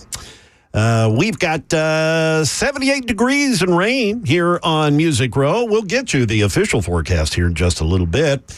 Concerning the assassination attempt on former President Trump, we have learned that the former president, he's going to sit down for a victim interview with the FBI. They're investigating the attempt on his life this month. Victim interviews are a routine part of criminal investigations, but are voluntary. The FBI says, though, through all this, as of now, they still have not determined a motive for the shooter. Metro Nashville police hope that newly released surveillance pictures of the suspect in two Dollar General store robberies will lead to his arrest.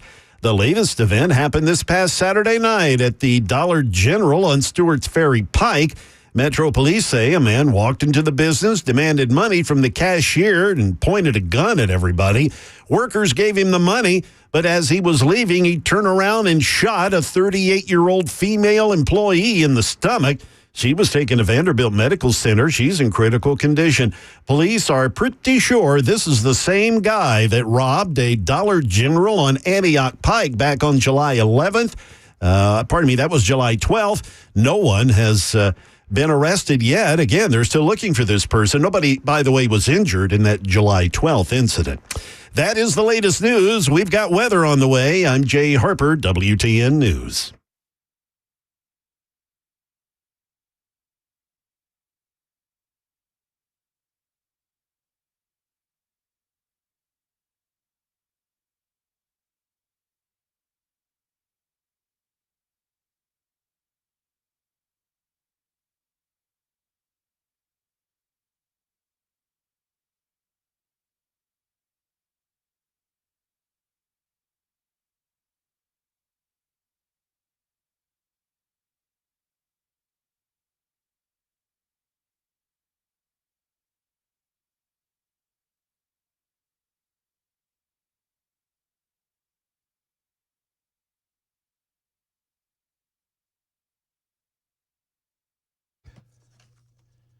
Hello, friends. Matt Murphy for U.S. Pest. U.S. Pest Protection is simply the best when it comes to protecting your home from the bugs and the roaches and the ticks and the fleas and the rest of the pests that want to invade your home and make it their own. They're the best at that. Now, it is icing on the cake that U.S. Pest is also a patriotic company that believes in this United States of America. And I love that about J.K., Erica, and the rest of the team. They love their country, and they love helping you rid your home, your property, of the pests that want to overtake it. So full pest protection involves spiders and stink bugs and ants and ladybugs and mice and roaches and much, much more, 100% money-back guarantee. Then there's the termite protection, which involves preventative and corrective services. And, of course, crawl space protection as well to keep the bugs and the nasties out of the crawl space, the places that you don't see. Call them today at 590-1260. That's 590-1260 for our friends at US Pest. Or go online at uspest.com, uspest.com.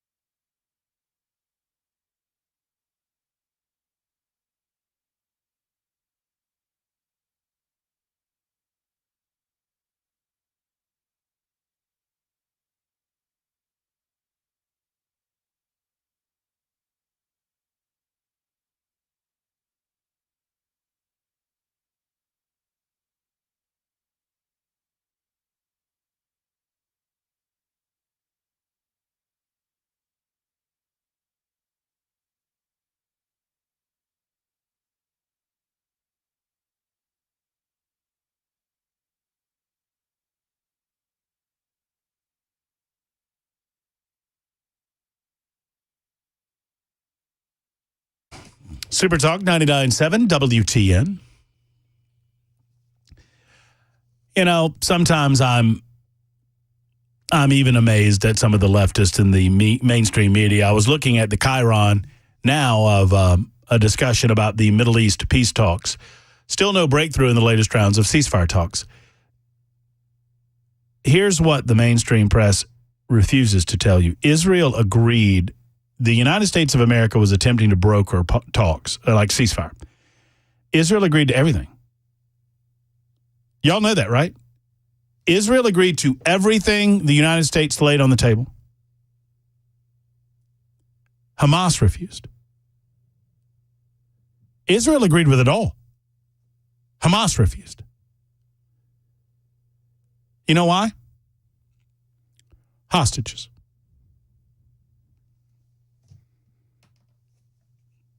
I mean, and so when you say no breakthrough, what you mean is the terrorists won't stop killing people.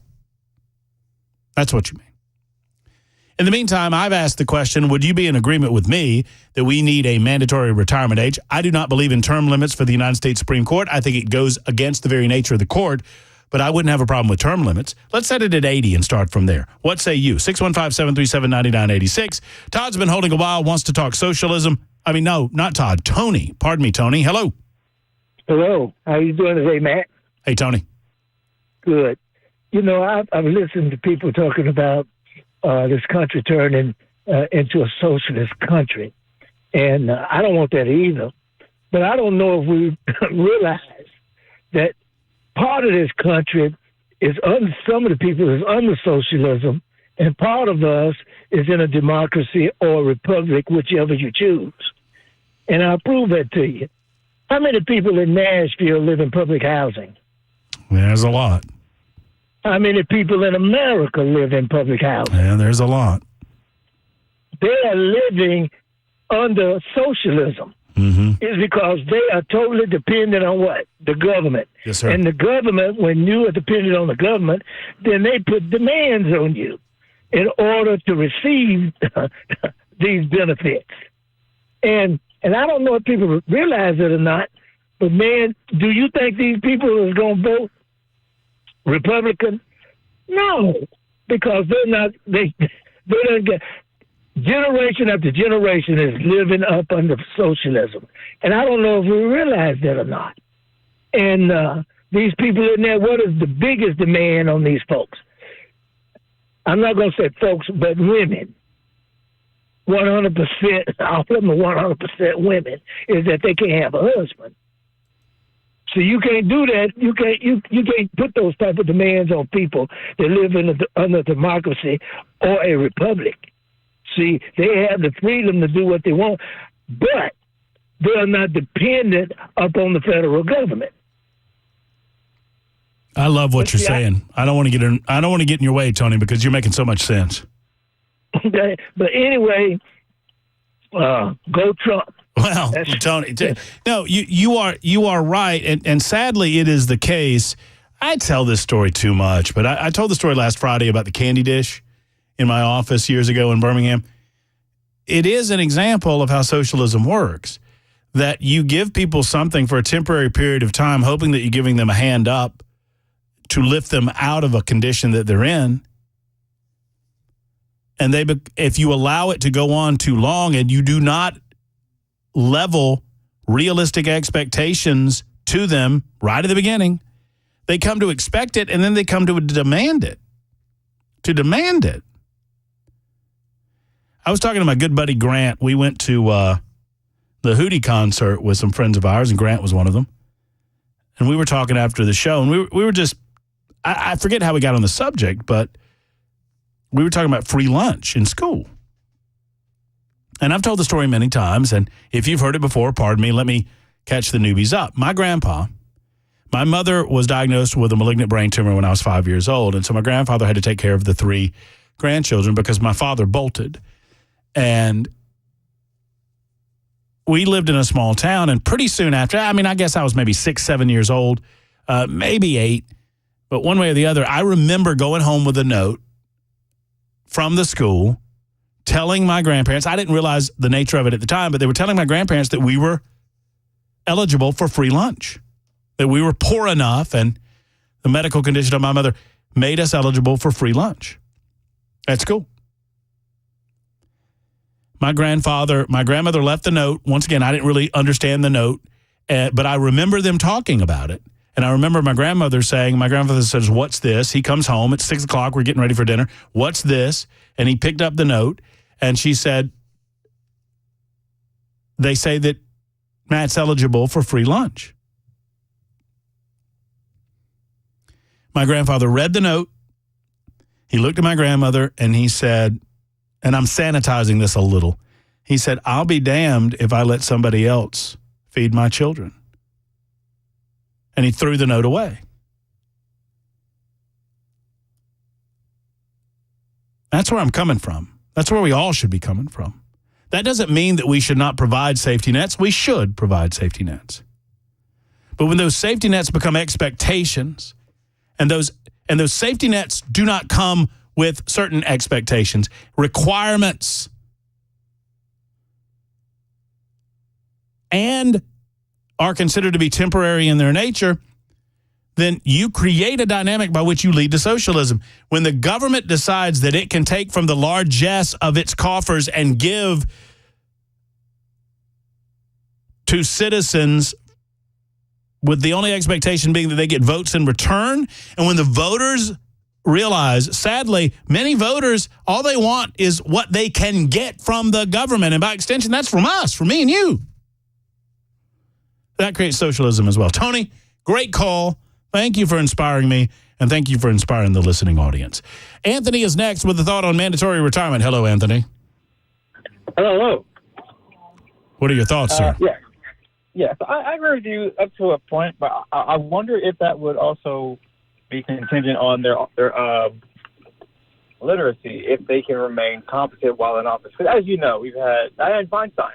She was in office for forever, had an incident happen to her, and she could, I think, was it a brain aneurysm or a stroke? I can't really remember.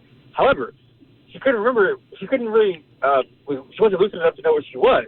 Same for Fetterman. He had an incident happen to him, and he seemed to be a completely different person. So I would argue that I don't think it's necessarily just the age limit, but it should also be tied to their competency as well.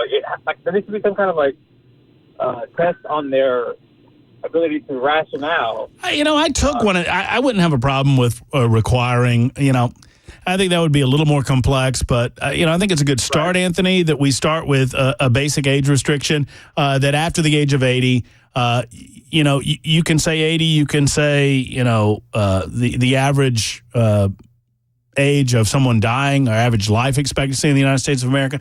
That's fine. I took one of these. I was on with Dan Meredith with Heartland Liberty, Heartland Liberty. I think that's right. Or Liberty Heartland. Heartland Liberty or Liberty Heartland, one or the other. Anyway, Meredith, we were playing around with Joe Biden. He gave me a competence test. This before Joe announced he wasn't leaving. He, on his show, gave me I took a competency test for him. I got a perfect score, 30 out of 30. How about that? So that's a testimony in and of itself that they aren't that hard if I can do it. So I don't necessarily... You're being facetious, I know, but you're probably one of the smarter people I know in my life. You're easy, man. I think this is, when you start talking about competency, Joe's lived off of the government teat his entire life, so he is an example of socialism. That's the truth, boy. Said a mouthful there. So, obviously, for me, I think you start with a basic understanding that we have far too many octogenarians and beyond. 90-year-old people should not be governing. They don't really... Dianne Feinstein, Strom Thurmond, and the like, they're not making decisions for themselves at that age. They just aren't. No offense, but Grandpa can't drive to the grocery store anymore. Do you remember when they wheeled Dianne Feinstein in for that final vote that she had? And you talk about the event where somebody asked her how everything was, and she didn't realize she was in the Capitol? Realize she hadn't been there. Yeah, she didn't realize she had been missing. And they're wheeling her in to vote on a law. I mean, and it's sad to have to watch that, but I mean, you just, if we've already established a minimum age based on maturity levels. And so you have to be 25 years of age to serve in the House, 30 years of age to serve in the Senate, and 35 years of age to serve as president of the United States. So why not put a max cap at 80 on it?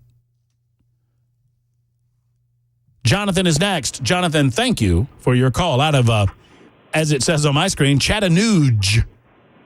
Or Chattanooga. Chattanooga, Tennessee. Yes, sir. Yes, sir. I actually have three things. One is based on the age that you're mentioning. I think we shouldn't give the government any more opportunity for decisions. We can make those decisions by voting out the people who we feel have aged out. That's one. Second wait. On that point, Jonathan, and I don't mean to interrupt you here, but on that point, we don't. Okay. But the power of the incumbency, right. The amount of money involved, it's sad, but we sadly don't do it. Anyway, go ahead. Second thing, I'm real curious as to why we call politicians public servants. They get paid for the job. That they work for us. They're not doing us favors. They are employees. And so I think public service are people who are out here feeding the homeless, people who are out here helping to build homes for veterans that are disabled. That's public service. So I just thought of that. And then my third thing is I wonder how many of Kamala's supporters have their homes been opened to the illegal aliens or illegal immigrants. They want the border gone at the end of the United States, but they want to close their border at their home. And I was just curious as why we're not even mentioning that. Well, I mean, Jonathan, you bring up three excellent points, but I would suggest that on the last one, rules are for thee and not for me when it comes to Democrats, right? Democrats would say, well, hold on a second. We're just talking about being humanitarian here and opening up the largesse of the United States of America to the greater public. But I'm not going to do that for my home. That's different. It is hypocritical, obviously. If they had any standards or if they had any core beliefs, those would be exposed as being hypocritical with regard to the third point. On the second point, I call it public service because that's what it's supposed to be. It's not supposed to be a job and it's not supposed to be a career. But, Jonathan, you are right that, sadly, there's not a lot of public service in public service anymore. It's much more about what I can get for me and mine. 51 after the hour. Speaking of me and mine, Brian Wilson is coming up next on The Drive, and we're going to preview what's happening from 3 until 7 right after this.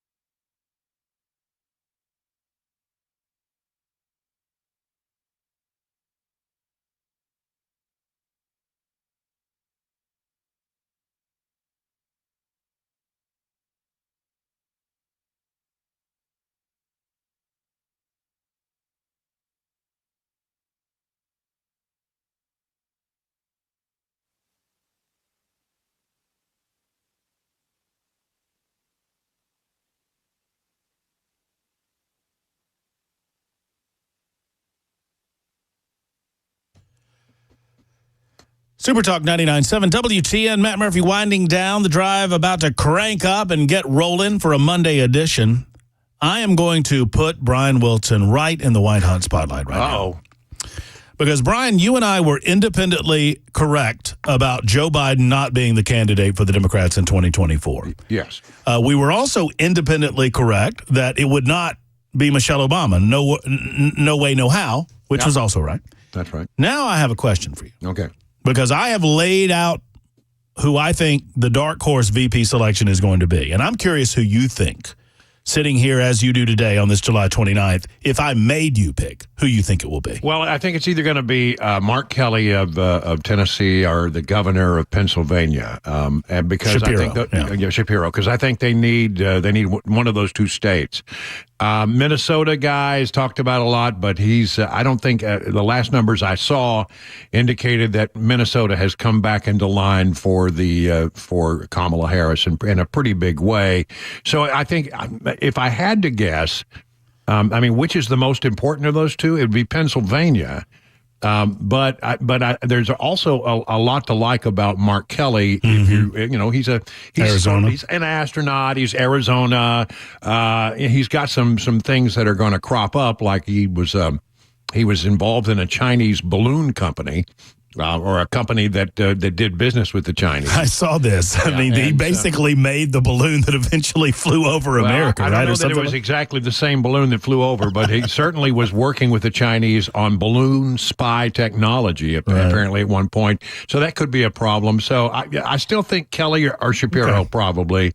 If you twisted my arm and I had to make a judgment today, I'm standing way further out on that limb, and I'm going Pete Buttigieg. That would be interesting. That's a way out on the limb, but we'll see. Yeah. What's coming up? What do you got? Well, I have uncovered there's all kinds of new information that has come in about the investigation into the attempted assassination of Donald Trump. And I'm going to start with that because, there's just so much information that is now being confirmed. We're learning more and more, and I'll start with that. We look forward to it. There's the man with the plan. Brian Wilson's got the drive, 4 full hours, cranking up right after Jay Harper's newscast. I plan to listen to every single moment of it. I hope you do as well. And we're back tomorrow, high noon, for another edition of the Matt Murphy Show. Until then, have a wonderful afternoon. Hug your loved ones. So long, everybody.